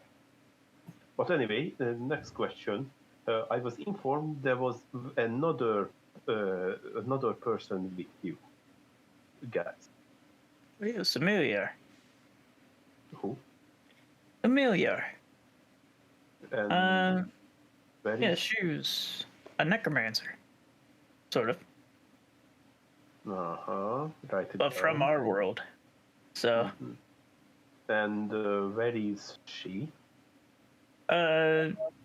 we don't know, actually. As far as we can tell, another necromancer pulled her into a portal, and we don't know what happened to her. We got to the crime scene, but she was already gone. Plus a bunch of other people. Very unfortunate. Okay then. And this is all good. I will do my best to trying to make you guys out of this big thing, so you don't have to worry about it. But currently, this information really useful. I appreciate it. Okay then. Do you need anything from the city I should get for you? No, I'm good. Is that spell still working? You've got like 30 seconds left. He looks you dead in the eyes and says, I trust you. Okay then. Thank you for my talk. Reach out my hand for a handshake, and hopefully I will report this as soon as I can. I go back to the cell, and Leslie, Wait, hold on. As you guys walk back down to the cells, you notice that the guards have gone, and the general is standing before the group, announcing, right then, you lot. So, the angel that is in charge of the Boros Legion has requested that we hand you over immediately. The council is deliberating your fates as we speak. I have asked Al Galdrick to... Oh, Al Galdrick, where have you been? talk to them. Oh, I see. Right, well, I asked Al Galdrick if he could persuade you to tell me the truth. I can't really do anything for you unless I know the whole story. So, I'm not too sure if he's gone. I give all the papers that I didn't down in the talk. Say again. I give them the paper, what I wrote it down, the whole talk. Oh, very efficient, Al Galdrick. I like this. Good work. You'll get a bonus at the end of the month. Very well. I will present this information. The only thing that is missing from this document, which I need to ask, is why in the hell did you open the box in the first place?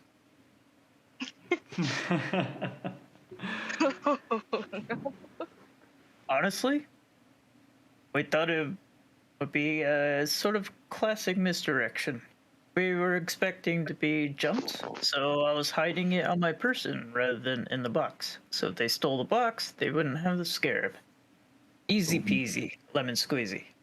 That does make sense, but how did you know that you were going to be jumped? I don't understand. You just paranoid? We assumed. Shady guy. The witch guy? Well, the night before, myself and one of the others, we went and met with this really shady guy, and someone in the building, and told us that we were going to get jumped. Ah. Informant, you could say. Was he wearing black and blue by any chance? Was he wearing Is black he? and blue? Yes, he was. Okay, yes. Yes, he was.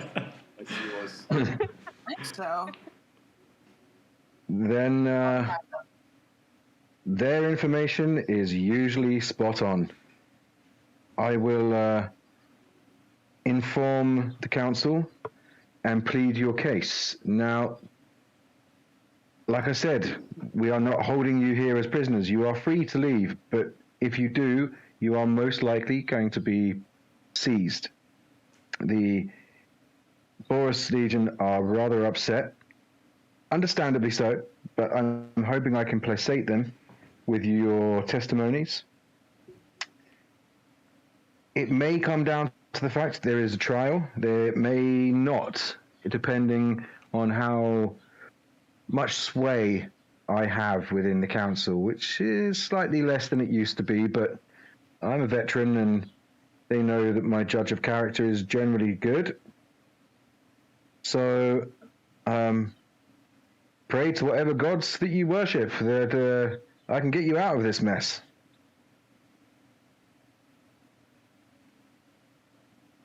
Thank you. Algordrick, you're responsible for this lot. If anything happens to them or you, it's your fault. Okay? Excellent.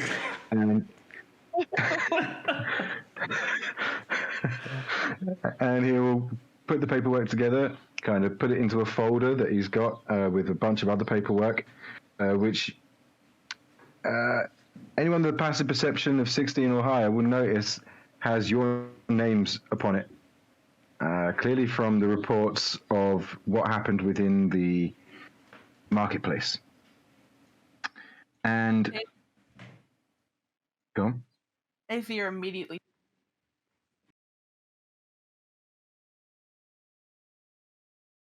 Ava immediately falls over. What? Tenses. Oh, my God, Okay. that is so Yeah. And he kind of shuffles off, like still flicking through some of the paperwork, and then closes the folder, puts it in his bag, and heads up the stairs. Okay, this will be a hard times for you. I can tell, and we will talk for a plan B if the trial will deny you guilty. But now, Alien, I need to talk to you. Oh, mother is so going to kill me if I'm not already dead, which I was, but you know. We don't talk about that. What are you trying to say? You have been alive for the last 24 hours. Less than. But, I think it's less than, right? It is, It's yeah. only morning. Yeah. But basically, I then bring a little bit from the group, and I think same interrogation room, but no casting spell or anything, no paper, except the basket.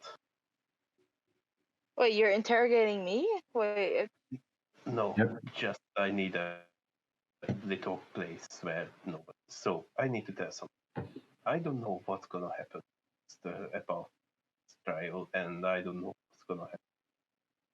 But in the first case, we have to leave Ravnica. But there a chance that you may not see for a long time if we leave. If you really want to come, then or with me to Elderon, think about it, okay? If you come. wait, I think you're glitching out or I'm glitching Oh, out because oh, sorry.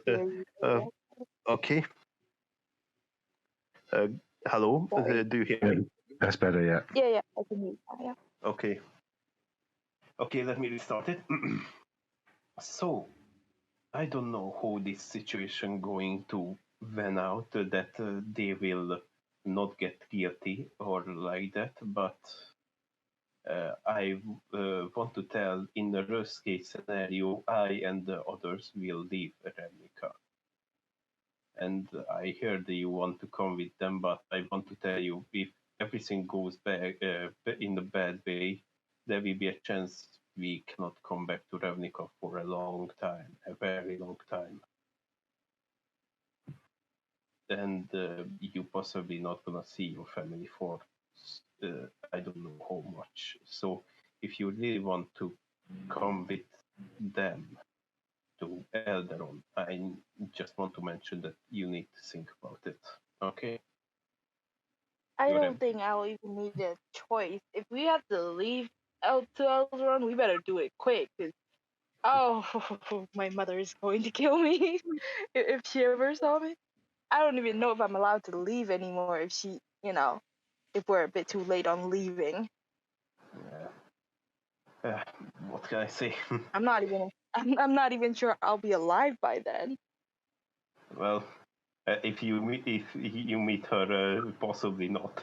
But I want to tell you, you are a good girl, but you need to think about it. If you want, what do you want more? Go to a different world or deal with your parents, basically. And also, I get you one of your favorite apple pie. Hey, what? What'd you say? I didn't hear. Got you an I get apple pie. I get one of your favorite foods, a little apple pie. Yay!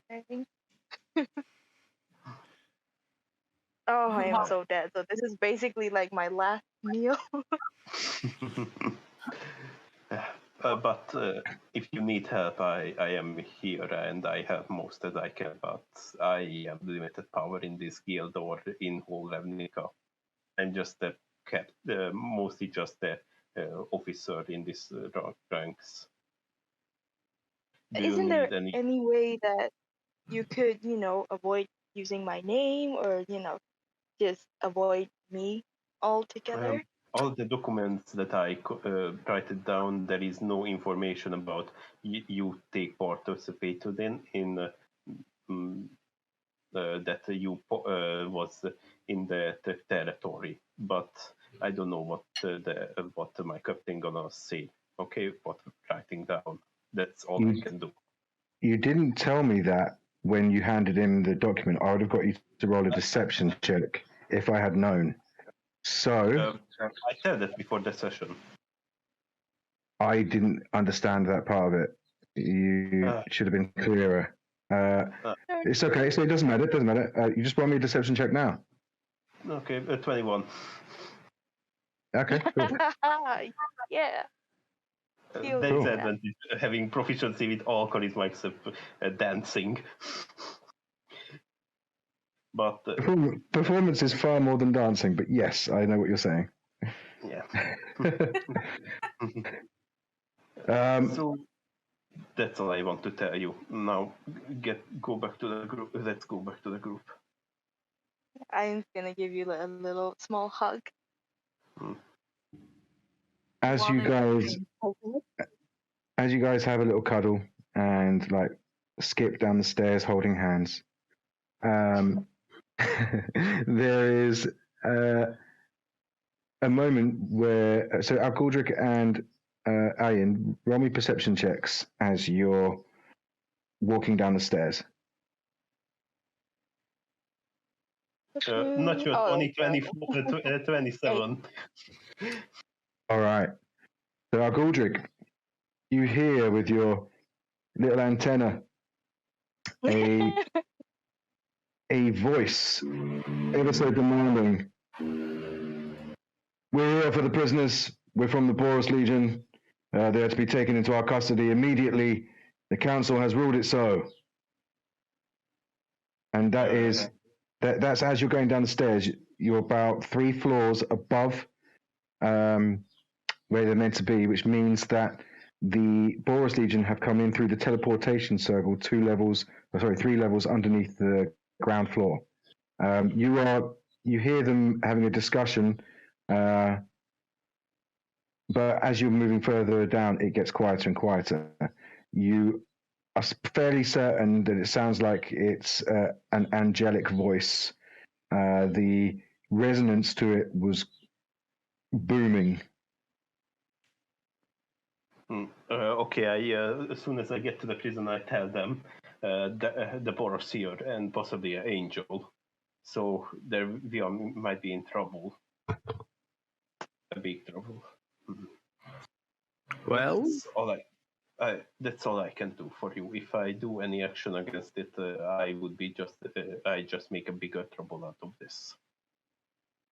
well, it seems that we need to get out of here fast and get you out of here fast and quick. So If we run away from it, cost more, it'll make it so that neither of you guys can get out of come home. Is it worth that? To me, though, or was that too fast? Like, That's fast.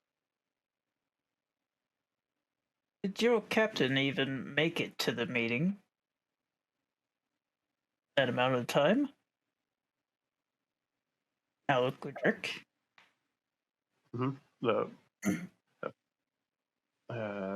Gordrick, you know that the council chambers are not that far from here, but you are normally waiting for at least an hour or two before they call you in, and it's been about 15 minutes. He possibly didn't.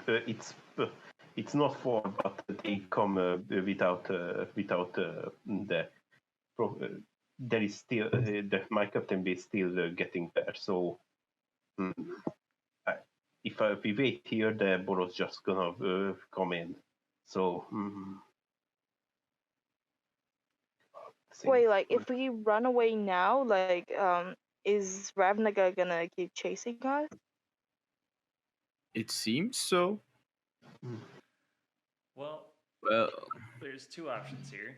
I'm going to reach in and I'm going to pull out the cube. I'm going to hold the cube in one hand. I'm going to draw my short sword in the other. I like both those ideas. We run or we fight. Literally the only two options we have.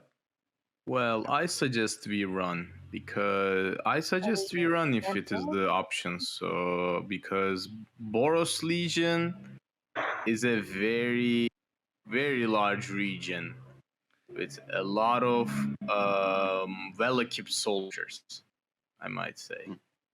Or we could do Wait. option 3, which is we play the most elaborate game of hide and seek in existence. We just Oh, hide someplace in the building, so that way if they interrogate us during the questioning, we could just say, well, we never left the building. I don't know how they didn't find us. And I like it. We didn't break any rules. They I just like weren't that. talented enough to find us. I think I know I'm- a place. I am where I starting can to. put you. I'm starting to think that Azorius, like your higher ups, actually let the Boros Legion know, and the favor is not towards us. I suggest we run. If we get caught in Boros Legion, they might do things that undesirable, I might say. Before we go, we need to go on. Sorry. Their interrogation techniques, I have heard, was really not that undesirable, like not that desirable, from what I've heard, at least. Well, where in Elderon would we? They'll look for us there as soon as they read those reports, because they know that's where we're from.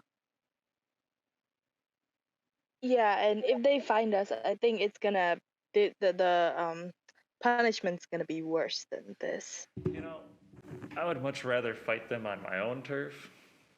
You know, I have a giant castle with ballista and 3 ships with orcs. Windows.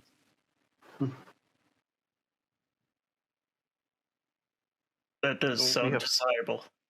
Or we can talk to them, and because it seems like we can talk to them, but like, are you sure that they will listen? They're not the types of listening, you know. And Wait, we like prisoners. gotta. I'm sorry. Go ahead. Like the only prisoners here are like Alar and Josk, right? The others are like witnesses. Not exactly. I'm I pretty mean- sure they considered me one. I mean, there is a saying. There is a saying where dry burns, the wet burns too. So I don't think Boros Legion will look into like exactly which are who are the culprit and who is not. So we are associated with them. So we are culprits in the eyes of theirs. I need I was iron. gonna say we can try fighting them or something, but yeah. I need Iron, Paradigm, and Alguldric to roll me history checks. 15. Natural so 20. bad. Natural 20 for 32. Ooh. Wow. Yeah. Paradigm. You know for certain that if they wanted to chase you to a different world, they would have to send a planeswalker after you, or send a ship. And as far as you're aware, Elderon would be a new place to these people because it's too far away to go by ship in a short amount of time. I think I tell these things to the others, and I say that I think running to Elderon is not as risky as you guys might think. Because like they won't try hard. They won't try this hard to find you guys. Because the Elderon is a new place to them. Like they will either need to send a planeswalker or like send a ship, but it's very, very far away. You then hear boots coming down the stairs. What's the question? Okay. I was going to say, where are animals? Oh, they're all with you. Okay. The elephant. Oh, the elephant. The elephant is not. Yeah. I wasn't concerned about the elephant, more so Aether's dragon. Yep. And my dragon. Yep. Okay. I just wanted to make sure before we like. Yeah. The elephant still parks out front. It'll find Okay. its way. Before the guards come in, let's out of character make a vote about the run, stay, or fight. I don't think we have we have a choice. We might have to run.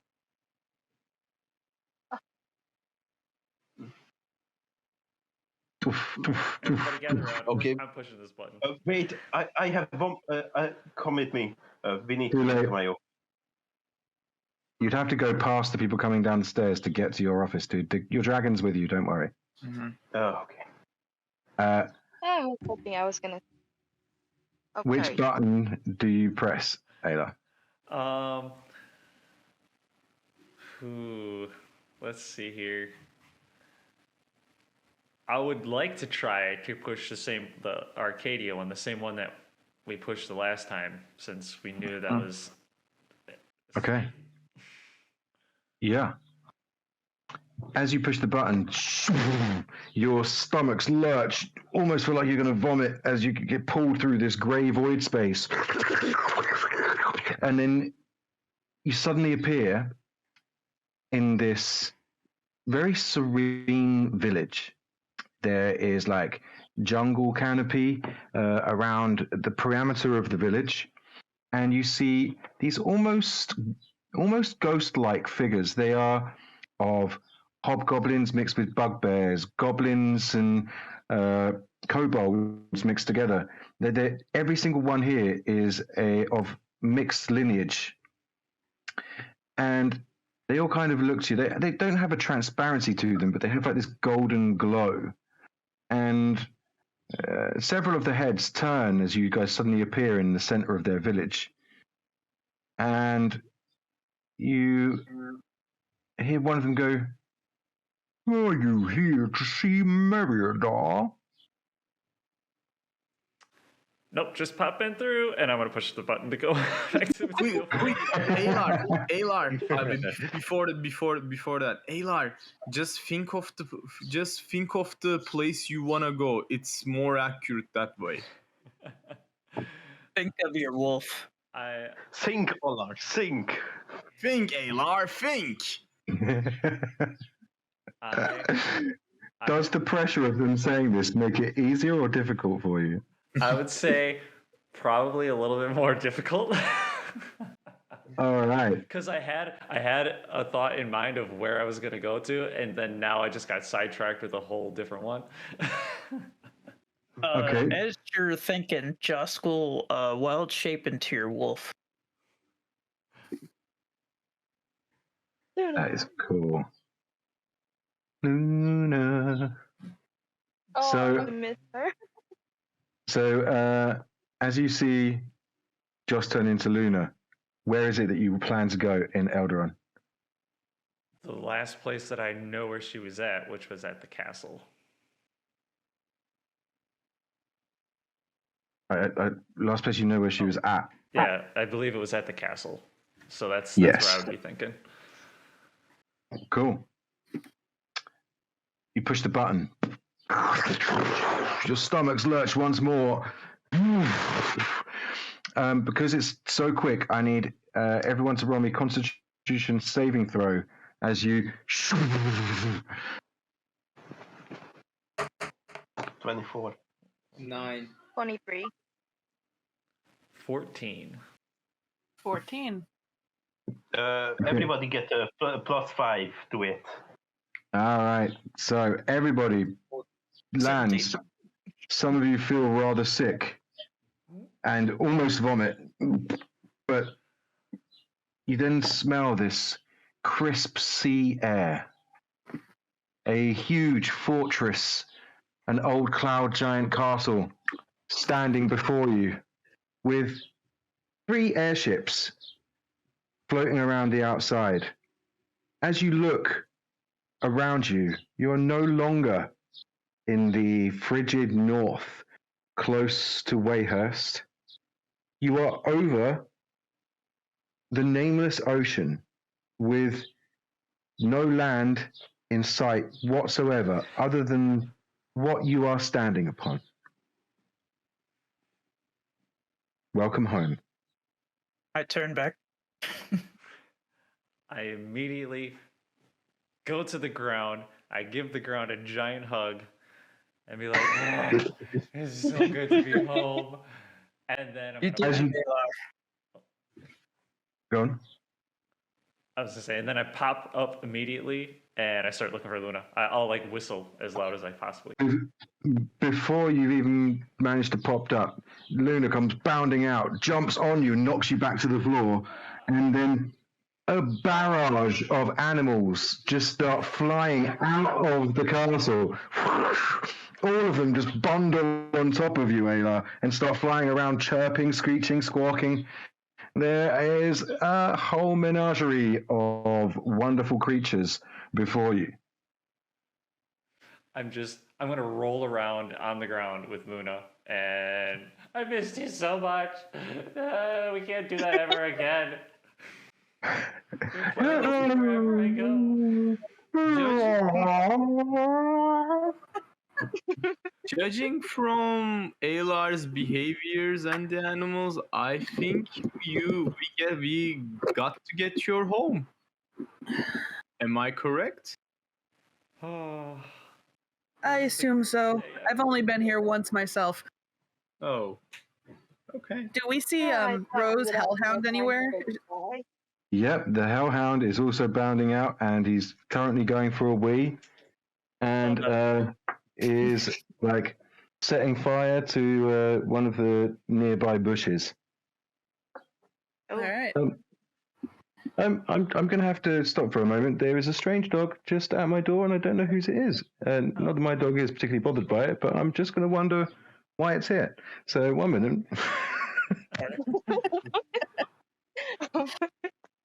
Hey, Josh, how many times have- animals jump out? How many times have you been at the castle, Josk? Once. Same here. So this is just Alar's place now. Alar's castle. Yeah, he owns the place now. Oh snap! Oh, well, I am in Elderon, finally. Amelia, does that mean I'm leader now? You're the leader. I'm leader. For now. Captain. For now. Yes. For now. Captain of the For floating castle. now. For now, my guy. Oh man, I'm gonna have to deal with Dealer now. He's gonna wonder where the leader's at. Oh no. No. Oh, wait. Now we got We've more left that area initiations for, like, to go so on. long, More right? initiations. Aethir was never initiated, so you also have to deal with his. Does that mean I'm second Wait, in wait, command? Ular, 'Cause I passed is initiation. Amelia's snake still in there? Like, Oh. I don't know how that works with Find Familiar. I mean, I don't know if familiars go back to a plane or what. Good yeah, question. I I was gonna imagine ask. they- Oh, cause like the last time it was like left in the castle to defeat the squirrels, Yeah. and then like we never talked about that again. So is it still in the castle, or like did it teleport with Amelia? Because I only got one snake in my bag, not two. So there's a high possibility we left another snake back there. Cool, I'm back. I don't know whose it is, and he's just chilling with me and Max, so whatever. Welcome new friend who's nameless. I'm just going to call him Bob because it's kind of how Bob turned up. That's amazing. Or maybe we should call him Chicken. I don't know. Yeah, there you go. Yeah. Yeah. Also, is the Just Squirrel coincidence. King here? Not that you can see, obviously. You, so remind me, the Squirrel King was defeated, correct? Uh, Yeah. We didn't kill him. We So? made friends with them I and don't think we allied killed with. him, right? Yeah. As far as I was aware, they were replaced by sparrows. Is that correct, Ayla? so what happened was our companions here managed to capture all of the squirrels, killing only one or two, and then sparrows came to try to take over the castle, or they were going to attempt to take over the castle again at some point. And I think it was under the assumption that the squirrels would help us in defeating these sparrows. But that's kind of where we left it off. So they could just be all over, who knows, wherever they're at. Okay. Well, I'm Question going to about say that Amelia. there is probably a room full of squirrels somewhere in the No. castle.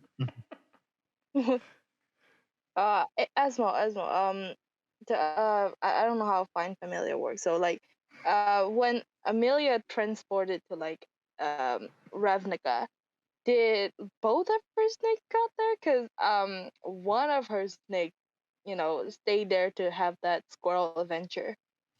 So is it still in there? Familiar is not really an animal like you're suggesting. You played it because it was in the thing, but I'm going to say the snake that you have is that snake. The one that Iron has is the same snake. Oh no! Yes. So there's a very high possibility that we left one of her snakes back at No. Ravnica. No. So every time she casts the summons and desummons the snakes, they go back to where they originally came from, which would be like the Feywilds or something like that. So it will be wherever Amelia stashes them when she doesn't have them on her, which is why I was like saying that's not really how it would normally work, but I'll let you have it for Iron, because technically it wouldn't still be a snake. if Amelia died. But I was just being like, yeah, it's a cool story hook. Let's keep it. Yeah, snake. Yeah. Wait, so is it at the castle?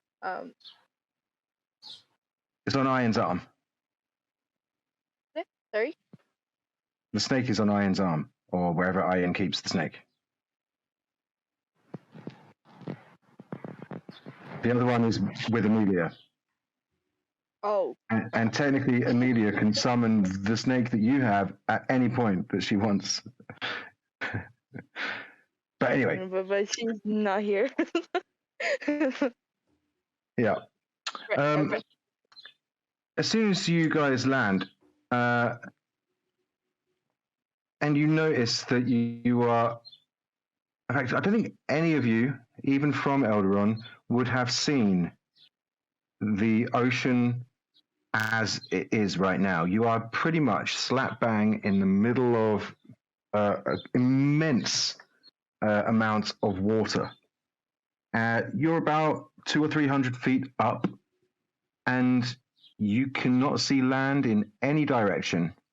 You know that it will be in to the north, to the south, to the east, and to the west, because this is the only ocean on Elderon, and it is huge.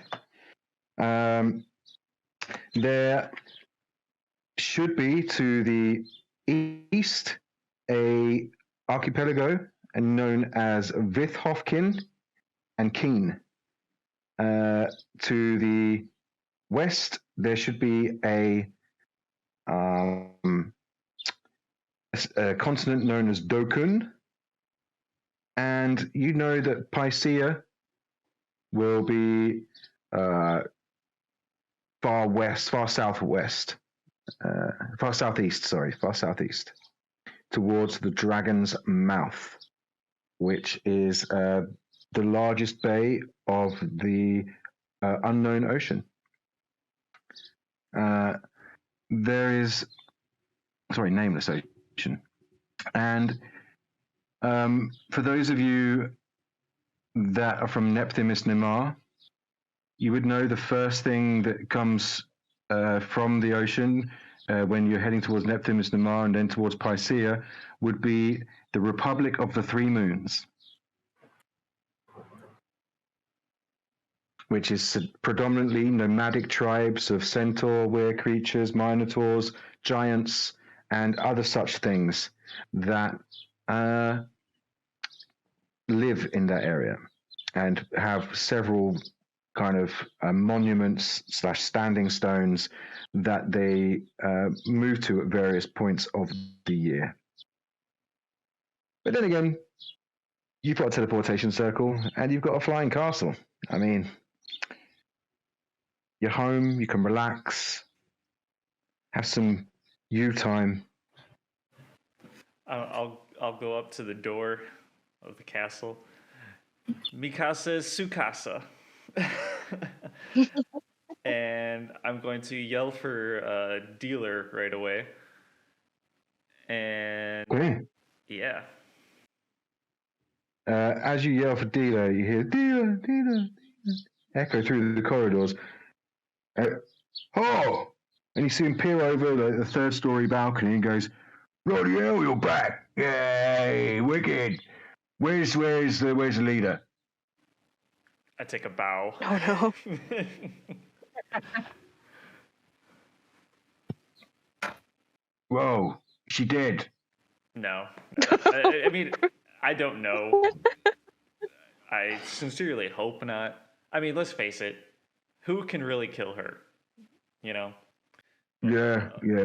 But, no, she... You know that, like, ship thing that's, like, crashed into our castle? Uh-huh.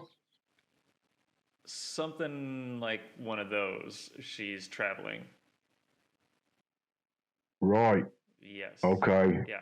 You And see him like scratch his head. He's like, oh. do you remember Garion? Oh, yeah, the wanger that betrayed you all. Yeah, that guy. She said something about how she might have found a way to track him down and kind of ditched us to go do that. So Okay, well, we made a bit of a detour, as you can see, and he just gestures. a bit, yes, yes. We are on the way to Portside, though, so we're just going to go avoiding people seeing us. So we're going to go down to Davao, which is like the southern ice cap, and then hopefully avoid all of the dragons there, and then make our way along that at the bottom of the Republic of the Three Moons and end up in Portside by the end of the week. Oh, really Okay. confused right now. Gotcha. From my understanding of, which is very little about how this floating castle thing works, are we going like at a decent pace for the castle, or are we kind of? Yeah, Okay. it's moving at high speed. Okay. Okay. So there's no. Is need what, in that. 2 miles per hour? Kind of. 1 second. It's 160 feet every 6 seconds, so pretty fast, I suppose. It's as fast as a dragon dashing, and it's just surrounded by a cloud. Well, you do have a trapped air elemental flying it for you. Yes. Remember? Yes. Yeah. Which I have to make a point to show Paradigm that. What is Yeah. what is it, Taylor? So yeah, this floating castle here, as you can see, we are now in the middle of the ocean. It moves, believe it or not, and it takes a wizard to control it. Ah. But fair warning, I don't think it really likes me all that much. The air elemental that kind of moves this place. We're not really on great terms, but you know. Can you maybe like show me how it works, like maybe the control mechanisms, or like, because I can do it, but like if I don't know how to do it, how can I do it, you know? Like is there a mechanism, is there like, how does it move, you know? Yeah. About that too. So yeah, it's kind of got like a map, and you kind of just like pick, but then you have I think were they buttons? I know they were different colors, and each color makes the castle move in different directions. You know, up or down, left, right, that kind of a deal. Okay. And as he leads you to this chamber and is explaining it, suddenly you come to like this archway where you go through and like down like a small flight of steps, and you see two gnomes that are standing in front of a large sphere with a swirling wind within it. And you hear them speaking in primordial to the air elemental. And those of you that speak primordial, and I think Alar does. I can speak. I can also speak primordial. Cool. You hear both the gnomes going, I don't know when they'll be back, but it's quite fun flying this thing. I'm enjoying it. Good thing we're wizards. Elvis. Yes, Elvis. It's perfect. And then the air elemental just goes, ugh, the rangers here. Pleasure to see you. Wait, why does it hurt him like that much? I think I made some sort of off comment to him the first time I met him. You did, yeah. You did, yeah. And as you step forward, Paradigm, instead of seeing this circular chamber with like a central ring around it, you step over this line, and all of a sudden, the castle disappears, the floor disappears, Yet you don't fall. You just see the sea and the horizon in 360 degrees as you step towards the contraption that controls this. There is a map that hangs down above the control panel of Elderon, and you can see that there is like a route mapped out that is taking you south and then heading east along the top of the southern the southern iceberg. It's not the Antarctic. It's not Earth. You know what I mean? The southern glacier. Before jumping in, like, can I ask Alar, like, where do we want to go? Like, does he have any idea where does he want to go? He's the captain Wait, is now. everyone in that room? I mean, you can all have followed if you want, but I just assumed that you guys are checking out the castle, doing like a site tour thing. No. Just going to jump to in a sec, but you're more than welcome to follow the guys. Okay. Don't trust the furniture. I'll before jumping in, I'll ask Alar. Well, since you are the captain of the castle, do you have any route to go? Puff out my chest a little bit, like, yeah. I mean, I think we're on the right course for the most part. I just wanted, since I can't do anything with this room, and since it'll probably be important from here on out, you have the capabilities of doing this. So, yeah, may as well show you while we're already on a plotted course. Okay. So as you say that, you see the two gnomes look rather dejected. Elvis and Elvis are like, "Ah, after all our hard work, demoted." And do like the woe is me, back of the hand to the forehead, I've dropped my handkerchief kind of style. Oh, please. I mean, that was demoted by another Elderon person. Demoted by someone else in another room. I have 3 airships here. I planned on putting you on it, one each of the other 2. I mean, still have to talk with, the gang, but we got some work for you guys to do, may make something on the side. All right, fair enough. I mean, all of the airships are now kitted out with new propulsion systems, have all the top of the range weapons that we could design, and we do need crew, though, still. We've just got the orcs. They've managed to recruit about another 5, but every time they go out drinking, they seem to lose one. Sounds about right. It's part of the reason we decided to go across the sea, and we don't stop anywhere. Yeah. We'll make a few stops along the way and see if we can maybe pick up some people that will be willing to venture out for us. Are you still planning on going back to Portside? Yes, just saying. I think it would probably be best for us to head there, check in with Curly Tail and everybody. Oh, yeah. What? You tell him. No, you tell him. No, you fucking tell him. Just somebody tell me. Well, we don't know about Sir Curly Tail himself, but there's been an attack on the city. What? We've been gone for a few days, and there's been an attack. Well, it was more like 2 months. What? We've been gone that long? What?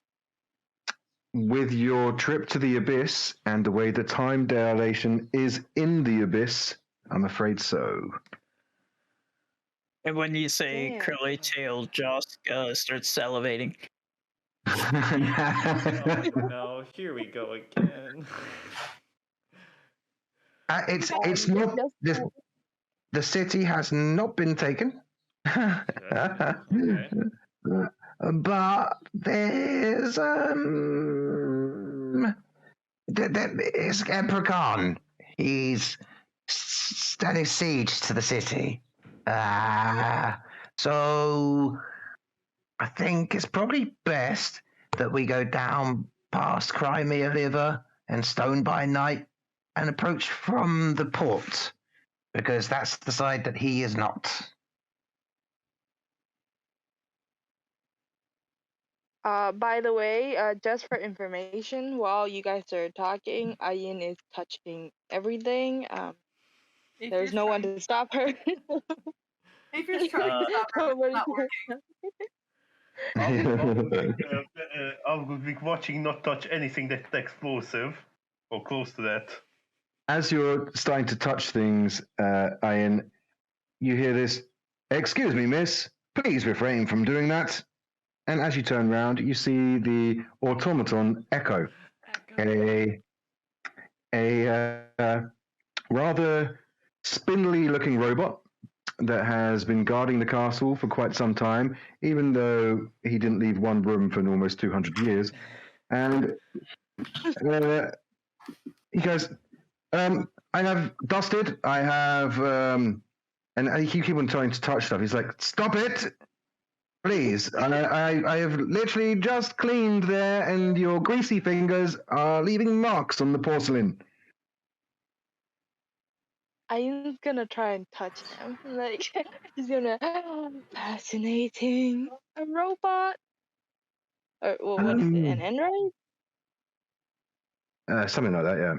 It's a Warforged. And I'm sending you guys a picture in Maps and Monsters where you see the eye, the token. Oh, that didn't work. That just, god damn it. And just close the window. Here we go. Yes. Okay, so where you see the eye token is where the airship is currently. And there we go.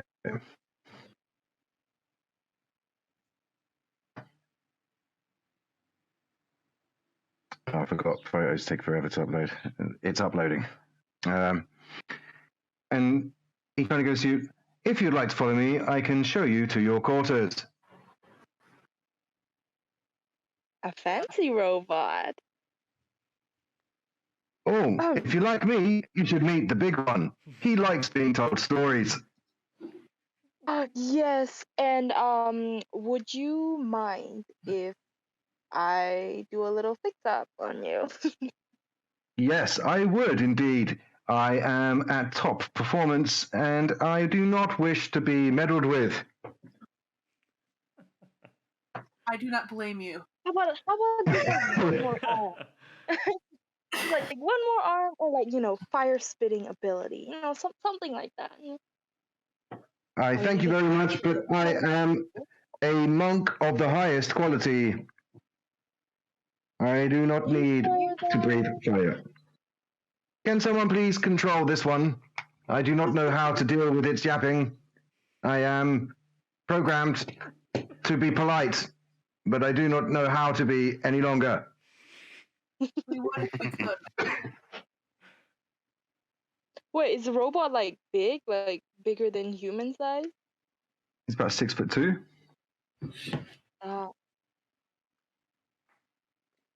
If you would like, I can lead you to the big lad, and you can tell him stories.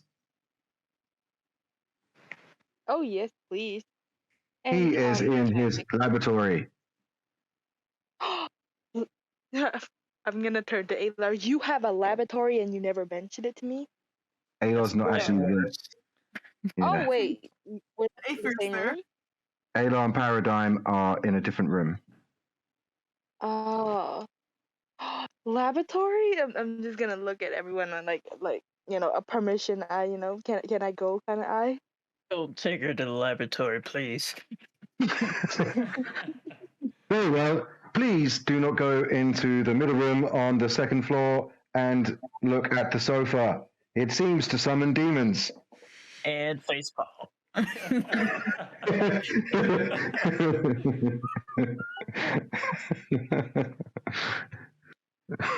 I gonna keep asking questions, like random questions, like potions and stuff like that on the way. Like, to the Whatever you respond to him, he just goes, "Yes, dear. Yes, dear. Mm-hmm. I am interested in what you are saying. Yes, dear." And then eventually, come. Go on, Adrian's gonna place a hand on Ian's shoulder. He's like, "You want to see where the giant baths are? Maybe we should leave this gentleman be for a minute." Oh, but the lab. Wait, giant what? Giant baths. The place was built for giants. They're huge. He's trying to distract her. Imagine if that's where the squirrels took over. Oh yes, please. All right. He's gonna start leading her toward that. It's like one of the 3 places he knows of in the castle, like where they are. Cool. As you walk away, you just hear Echo go, "Thank Mechanus," and start stomping off to do his chores. And you go to the No, I'm gonna bathrooms. turn and say, "I'm not done with you yet." Oh boy. You just hear this whoop, whoop, whoop, whoop, come from him, and his head droops slightly, and then you are led by Aphir down to the bathrooms, which is on the first level, and the first floor, sorry, not ground floor. And then as you kind of open up the door, there is a gargantuan bathtub which could fit all of you lot in it at the same time, with space to chill out and talk and swim. But there's lots of acorns everywhere. Oh no. So there's a story behind the acorns. They had this deck of cards, and we kept pulling cards from it, and it just summoned a bunch of squirrels. He takes Copilot out of his coat pocket and sets him on the ground. Ian's gonna pick some pine cones and put it in her pocket, just because. Cool. You pick up some acorns and you hear this, and as you look up, there's like 150, 200 squirrels all looking at you as if to say, "Put it back!" That was just in the right spot. This is interesting. Ian's gonna like slowly put it in her bag, like slowly, like looking directly in their eyes. It's like try me. Aphir looks down at Copilot. Is like, "You think you can calm him down, little buddy?" And Copilot flies out of the bathroom. Copilot. Like, I ain't messing with the squirrels, man. I ain't messing with the squirrels. Oh, okay. Yeah, apparently the squirrel is afraid of squirrels. What? Oh, sorry. I thought Copilot was the dragon. Pilot's the dragon, Copilot's the squirrel. Okay, cool. Wicked.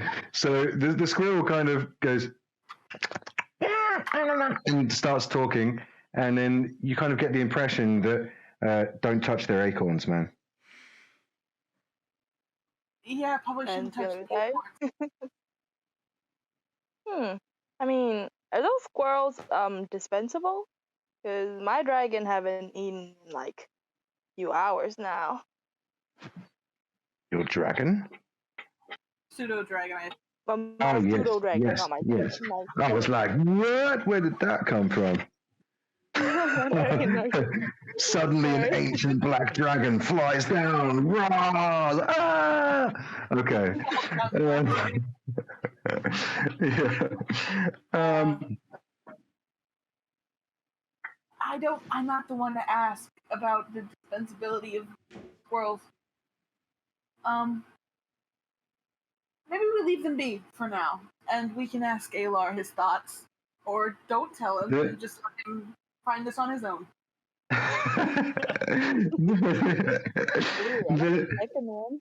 Lots of the squirrels come kind of crawling around you after Copilot had a little chat with them, and they actually start running you a bath. They are very hostile and rude, like keep on like just blowing raspberries and farting towards Ian for taking one of their acorns. But to you, Aphir, they're kind of like they're more amenable. They kind of see themselves as servants of the castle, and this is one of the warmest rooms in the castle. So they have decided to take root up in the pipes that pipe the hot water around the castle. And you see that they've started running you a steaming hot bath, adding a bath bomb and some bubble bath. There's a squirrel on each of your shoulders, giving you a little like massage on your shoulders. Well, they seem to be pleasant folk. I mean, I think there's much reason to he kind of just gestures vaguely.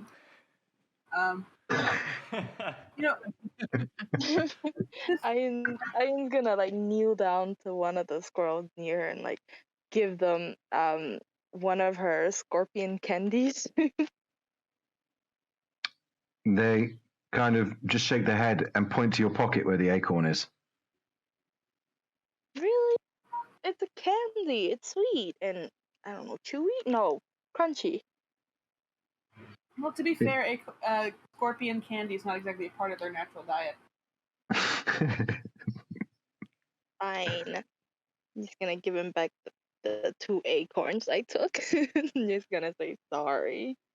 They take it and snatch it out your hand, and then 2 of the others start kind of like undoing your shoelaces and like nudging you towards the bathtub. I think like 10 minutes later, okay. Joss will walk in. Cool. Joss, you just see basically imagine a spa session with like the cucumber on Aphir and Ian's eyes, with martinis in hand, and hundreds of squirrels running around, scrubbing and cleaning them wherever they may wish, and bringing them refreshments and general niceties. Oh, hey. You found squirrels. Oh my god, Warbeck, please draw that. I need to see that. Absolutely, yes.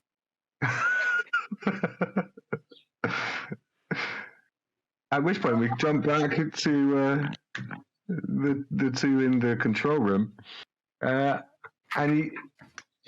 the initial paradigm when you kind of step over the line, it's not that you jump into the driver's seat. It's just like there is a circle, maybe like 20, 30 feet in diameter. Mm-hmm. And at the center is this big sphere, and with a control panel with a map that hangs down over the top of it, and these 4 buttons. And the controls are really intuitive. There's one that goes up, one that goes down, one that goes forward, one that goes backwards. And you can use these kind of levers to rotate the spinning like gyroscopes around the air elemental, which will turn it left and right. Okay. Since Alar said, like the captain once said that he wants to go to port side, I think, even though it's attacked, I'll try to look for the map. Like I'll try to look at the map and like find like where it says port side, because I don't know where it is. It's already, you can see a plotted route that is already going there. It seems that was the original plan in the first place, is that instead of going straight down, they've kind of gone a roundabout route instead. Okay, I make no changes. Then I'll just like look at maybe like, is there like am I the only person in there, or the air elemental and the gnomes are there as well? And they are. So the air elemental can't leave. It is the thing that powers the entire ship. Okay. So I guess I'll I'll talk to them. I guess I'll talk to them. So like, greetings everyone.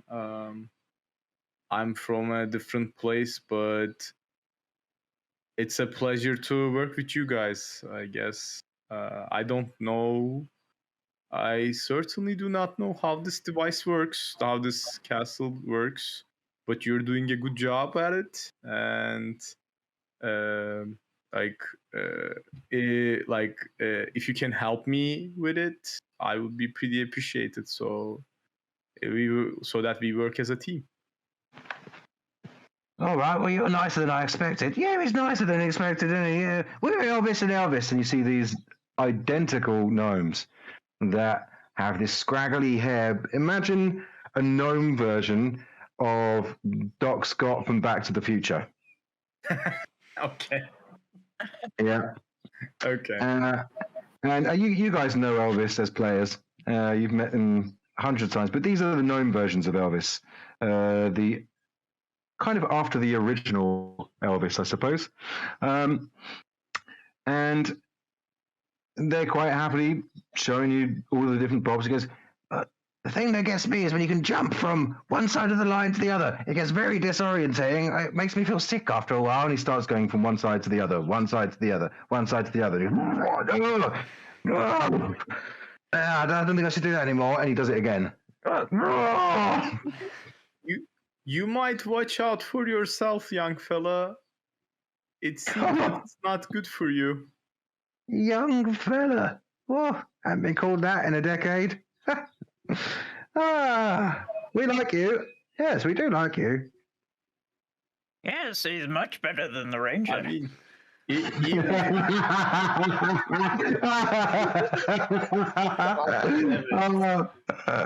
nicely done, Air Elemental. Right Well, in front of Alar, that is. even you are older than me. You look younger. You took care of yourselves really well. They blush slightly and This guy's such a tease.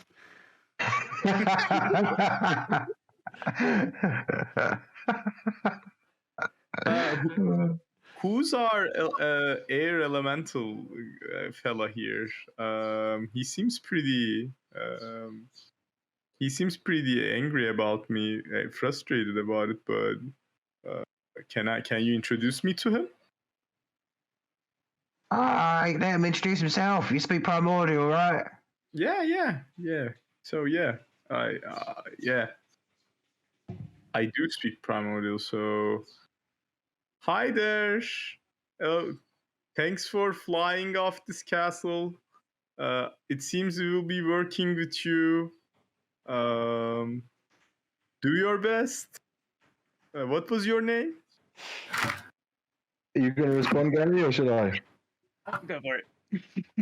You can if you want. That's why I'm asking. See, what's a good name for an air elemental? Steve. That's terrible. Bobby. No, Rough. Steve is a perfect name for an air elemental. Pale, which is fart in Spanish. Zephyr. Name's Gale. Nice to meet you. Nice to meet you. My name is Paradigm Eustace Archibald. So it seems that Alar has tasked me to aid with you guys. It seems that we will be controlling this castle now. So pleasure to meet you. Yeah. Thanks for the hard work. Hey, you're new around here, right? I come from a very different land. It seems I am originally a librarian who handles with a lot of books, but it seems that the lady luck has smiled upon me, and I am living my dream, having an adventure after so many years stuck on a library. So You like adventures, do you? You like adventures, do you?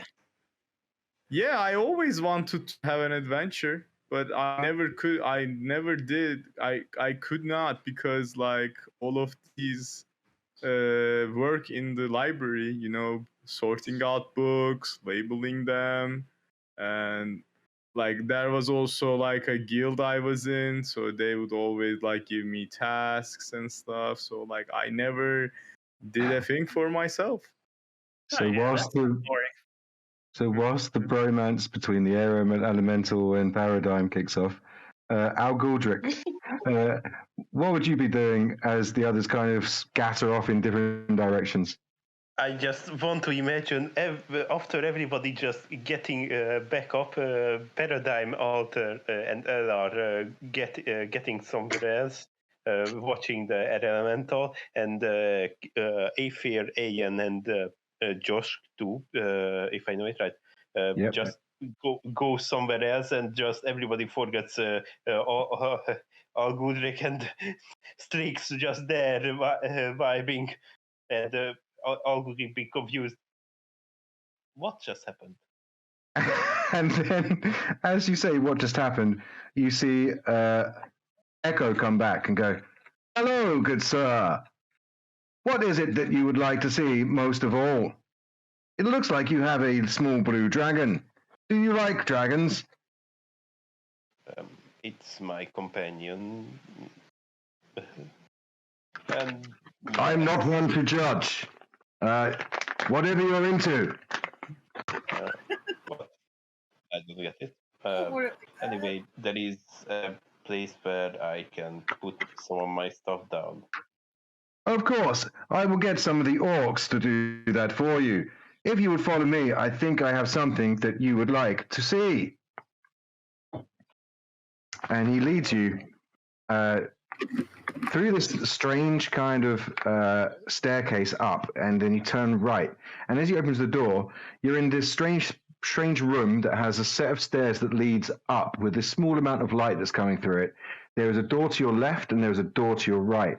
From the door to the right, you hear this clanging noises and whirring and this kind of voice. And Echo turns around and goes, "Be quiet, please. We do not want the one that likes stories to hear us, because he will need a story. Come, come." And he leads you to the door on the left. And as he opens it, suddenly this wind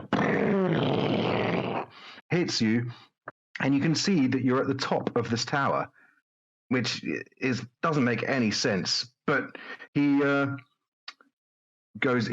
of leads you through anyway. And as you look out, you're at the top of the tallest tower. And he points to the south.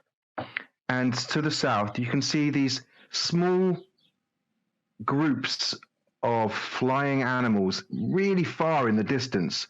And at first, you're kind of like, why is he showing me this? But oh my goodness. And you see a huge structure which these creatures are flying in and out of. And the realization that you have seen the outside of a dragon city for the first time in your life. Your little blue companion kind of starts excitedly chirping and flying around you, and like flies out towards the city in the distance, and then kind of looks back at you, his wings flapping and little bolts of electricity coming out of his nose. And Echo turns to you. "So, do you like the view?" Yes, definitely. Out of character question, how far did this place are? A couple of 100 miles, but because of how high you are, you can see it. Like the dragons, you assume are adult at minimum, maybe ancient, and they look about the size of an ant flying in the sky, even smaller maybe. Thank you for the view. We will be coming closer to it in the next few days, although I do hope that they do not spot us and try to kill us. I hope so too. Some of them like talking and playing games. Some of them do not. I read that in a book. and how can I say it? I seen those dragons too. But no, thank you for it. Just following the stairs down if I want to go back, right? There is no stairs. There is just this doorway. Okay. Where would you like to go? I mean, the others are having a bath, and I believe that Sir Alar and the new Turtle Man is in the cockpit. There are bedrooms, there is a library, there is a lounge, although we should not go into the lounge. There is a dining room, and there is the riddle room, the strange laboratory upstairs, and the strange laboratory where we passed just a moment ago, plus many other rooms that I have not yet been in. Apparently, there is a maze with a goblin in it.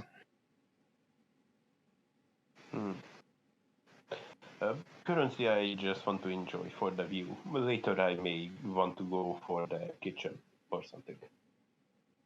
If you wish to eat anything, please just ask. I am happy to oblige. Not that I eat anything myself. Okay then. And just he turns around and looking out of the view, and seeing streaks just flying around the castle. As does so, he's joined by a griffin that kind of starts playing in the air with him and flying around, which clearly knows the castle fairly well. You can actually see there's quite a lot of griffin droppings around the turrets and roofs of the castle itself. Let's jump back to the bathroom. What would you guys like to be doing? Enjoying the hot bath. And possibly cuddling the squirrels. Easily done. Easily done. There is one particularly cuddly squirrel that is a bit fatter than all the others. And he's just quite happily sitting in your chest, kind of nuzzled into your chin. Is the squirrel king here? Is the what? Is the squirrel king here? You can't see him. You assume that he has his own chamber, or at least, he's not doing any of the kind of work like the rest of them are. Can I take out my pseudo dragon? Not to eat, just to also enjoy the bath. Of course. So, hell yeah.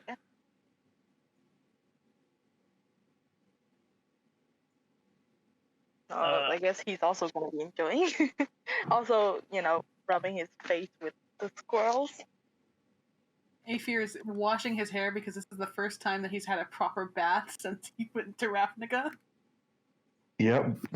Good shout. He's getting days worth of grime and stuff out of his hair.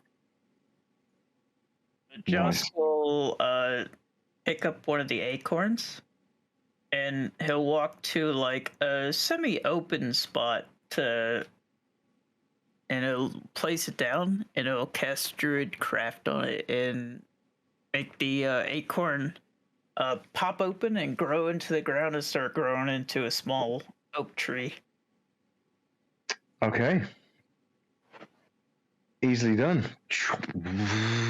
And you see this sapling oak tree just grow into a little tree. And roll me a D100, please. Right. Josk. Yeah. See what happens. 13. How much? 13. 13. Okay, 1 second. Just need to check something. Oh.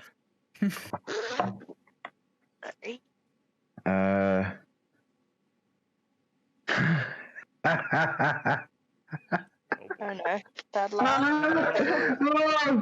Okay, 1 second. I need to check the spell. Suddenly, the weave of magic around you starts sparking and splintering. And I need all of you that are in the bath, all three of you, to roll me a wisdom saving throw, please. Oh, this is gonna be amazing. Do I also have to roll for my pseudo dragon, or is No, it's all right. I mean, he's automatically affected, I'm going to say, and all the squirrels. Oh no. And My none of us God. rolled well. oh no. Sorry, what did you get? I got a Uh, 10. A 10, I heard. 9. With a plus Okay. 7. A 23. All right. So the only one that is unaffected is Iron. And let me just roll. So I need you, each of you, to roll me a d10. Okay. Except for Iron. Iron doesn't need to. Oh yeah. 9. He's just enjoying the view.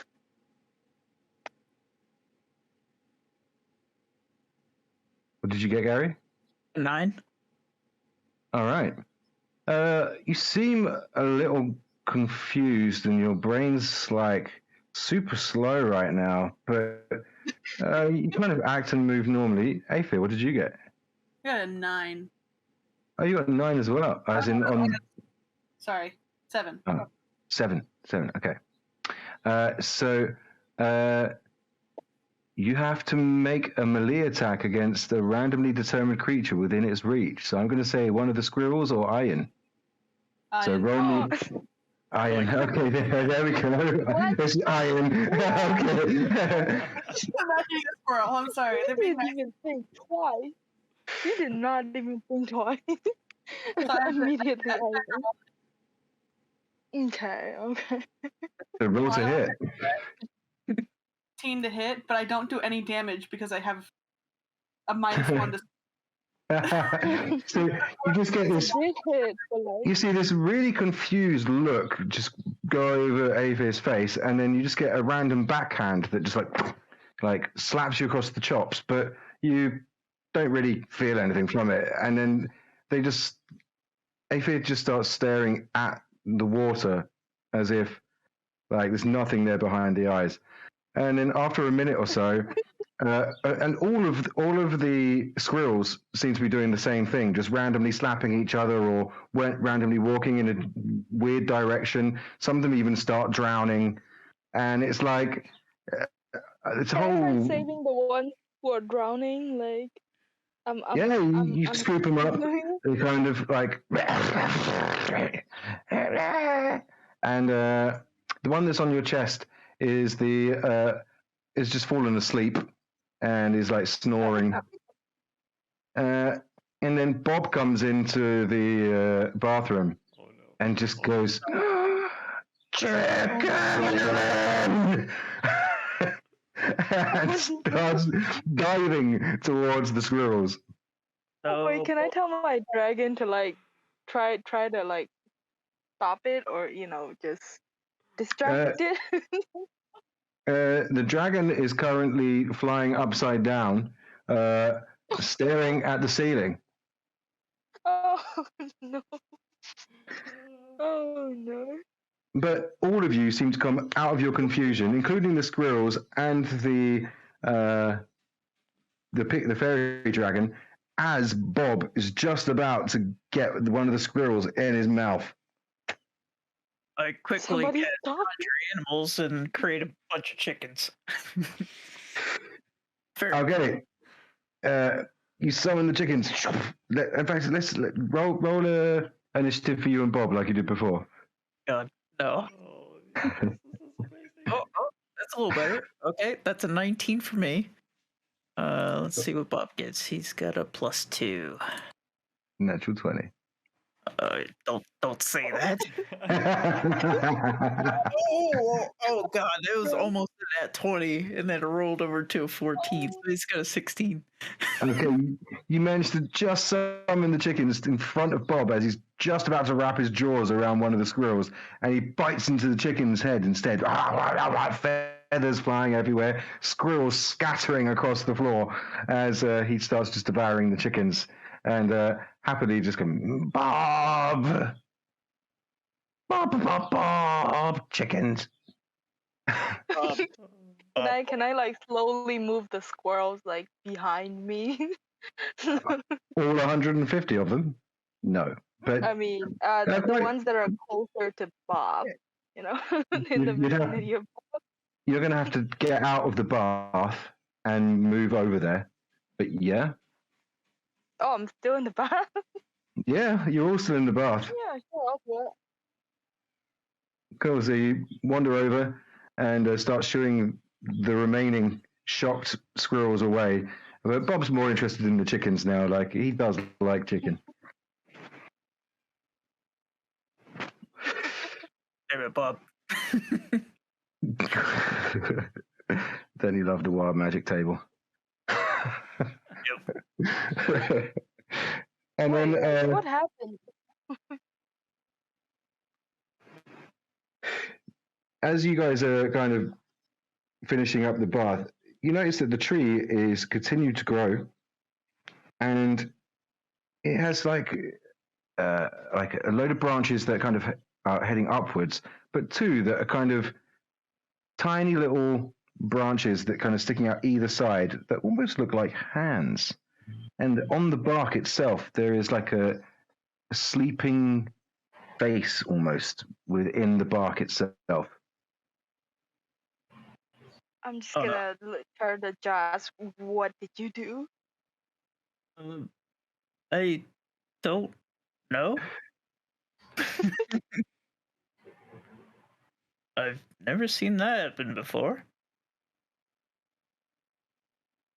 You then see the tree's eyes slowly open and close, if it's like a blink that is like 2 minutes long. And then the arms start growing a little bit more. Hi, everyone. Hello there. Suppose I'm Welcome your to the trader. Hi, God. You could just call me Josk. Or Dad? Okay. No, not Dad. And... Damn it. I had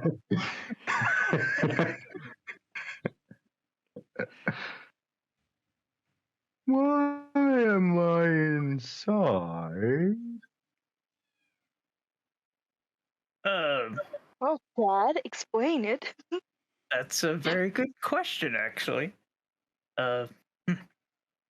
I just created you for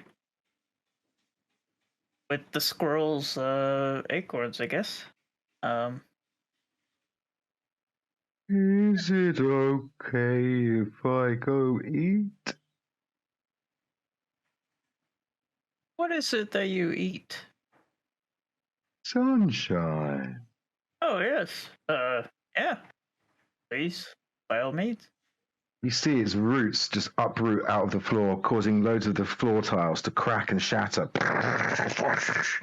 And it's only about 4.5 feet tall at the moment, but it kind of stretches.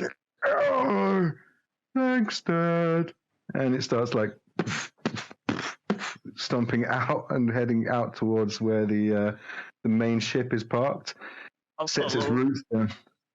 Cool. You see him set his roots down and like stretch out, and suddenly all of these beautiful green shoots start. And he doesn't grow much more, but he's now got a big, thick, leafy afro on top of his head. Oh, cool.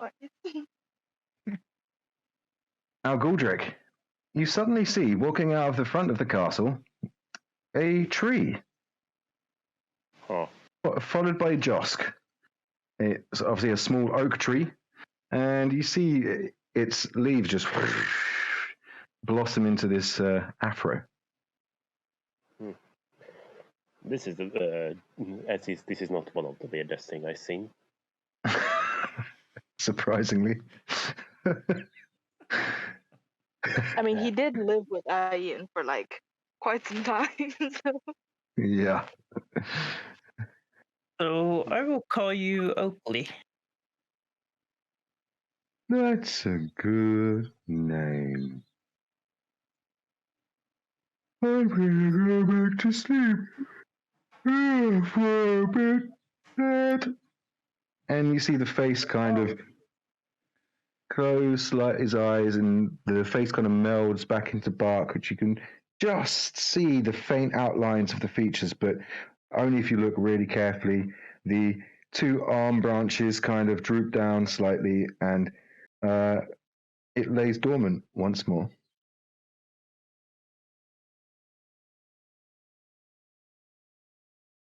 And I think that can be where we stop. I know it's a little bit early, but I don't want to.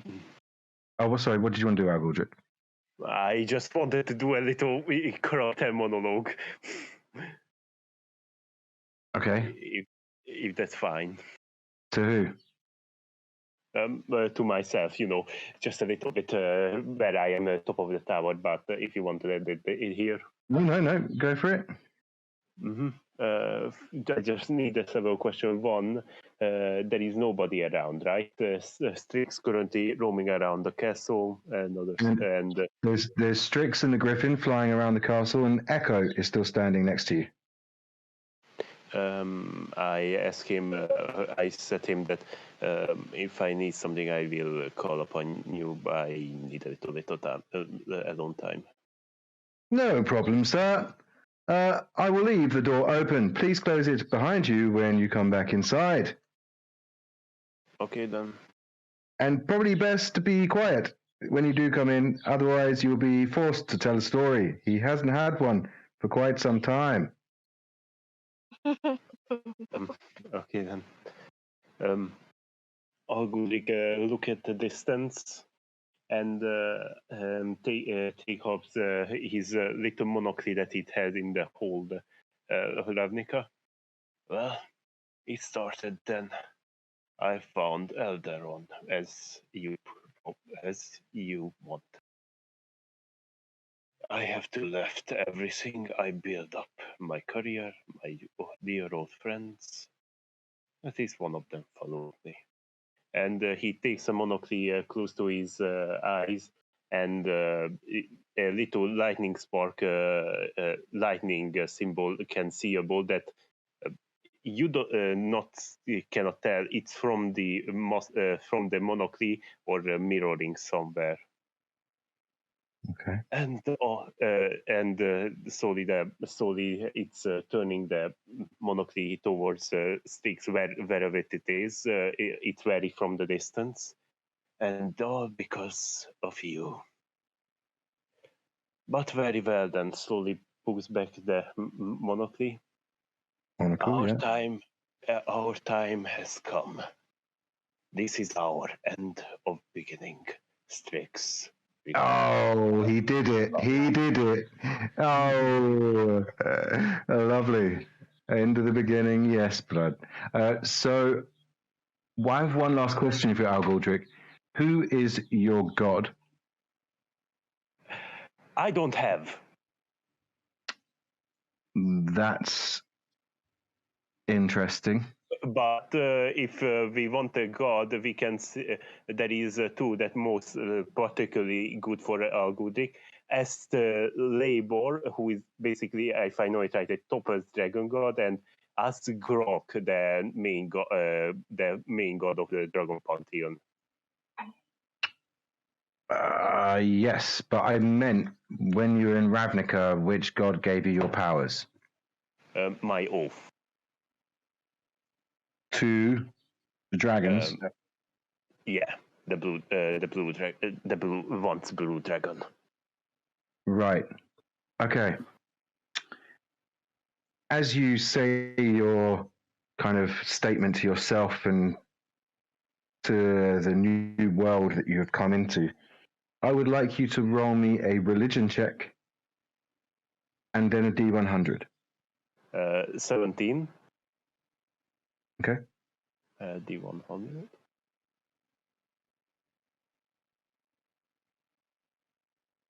$39. All right, 1 second. I just need to consult my table. Where is it? Not that page, not that page. There we go. General.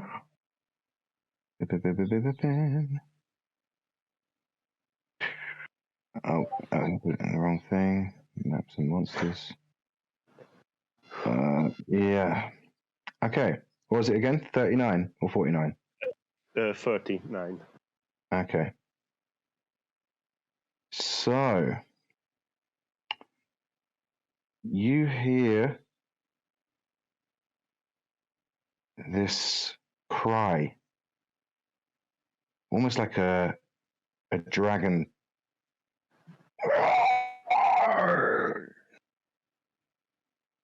And this emptiness within you to start with, it feels strange. There's this lack of power, lack of something in your life as this wave of fear washes over you. You then see a shield with what looks like a sun, golden sun at its center, but in the center of the sun is a blue blue gem with a point on the end, and just a name comes into your mind: the Horde Mistress.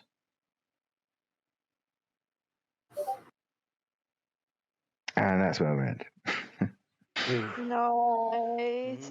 And Cool. I wanted to do one more thing, just like one Oh, statement. sorry. Go for it. Go for it. Gale will say to Paradigm, "Hey, you get me out of here and go on lots of adventures." And that's all I wanted to say. Oh, yeah, good shout. So, yeah, the air elemental tries to hint that he's a prisoner here and wants to be set free. Yep. Very nice. Cool. Love it. You guys are the best.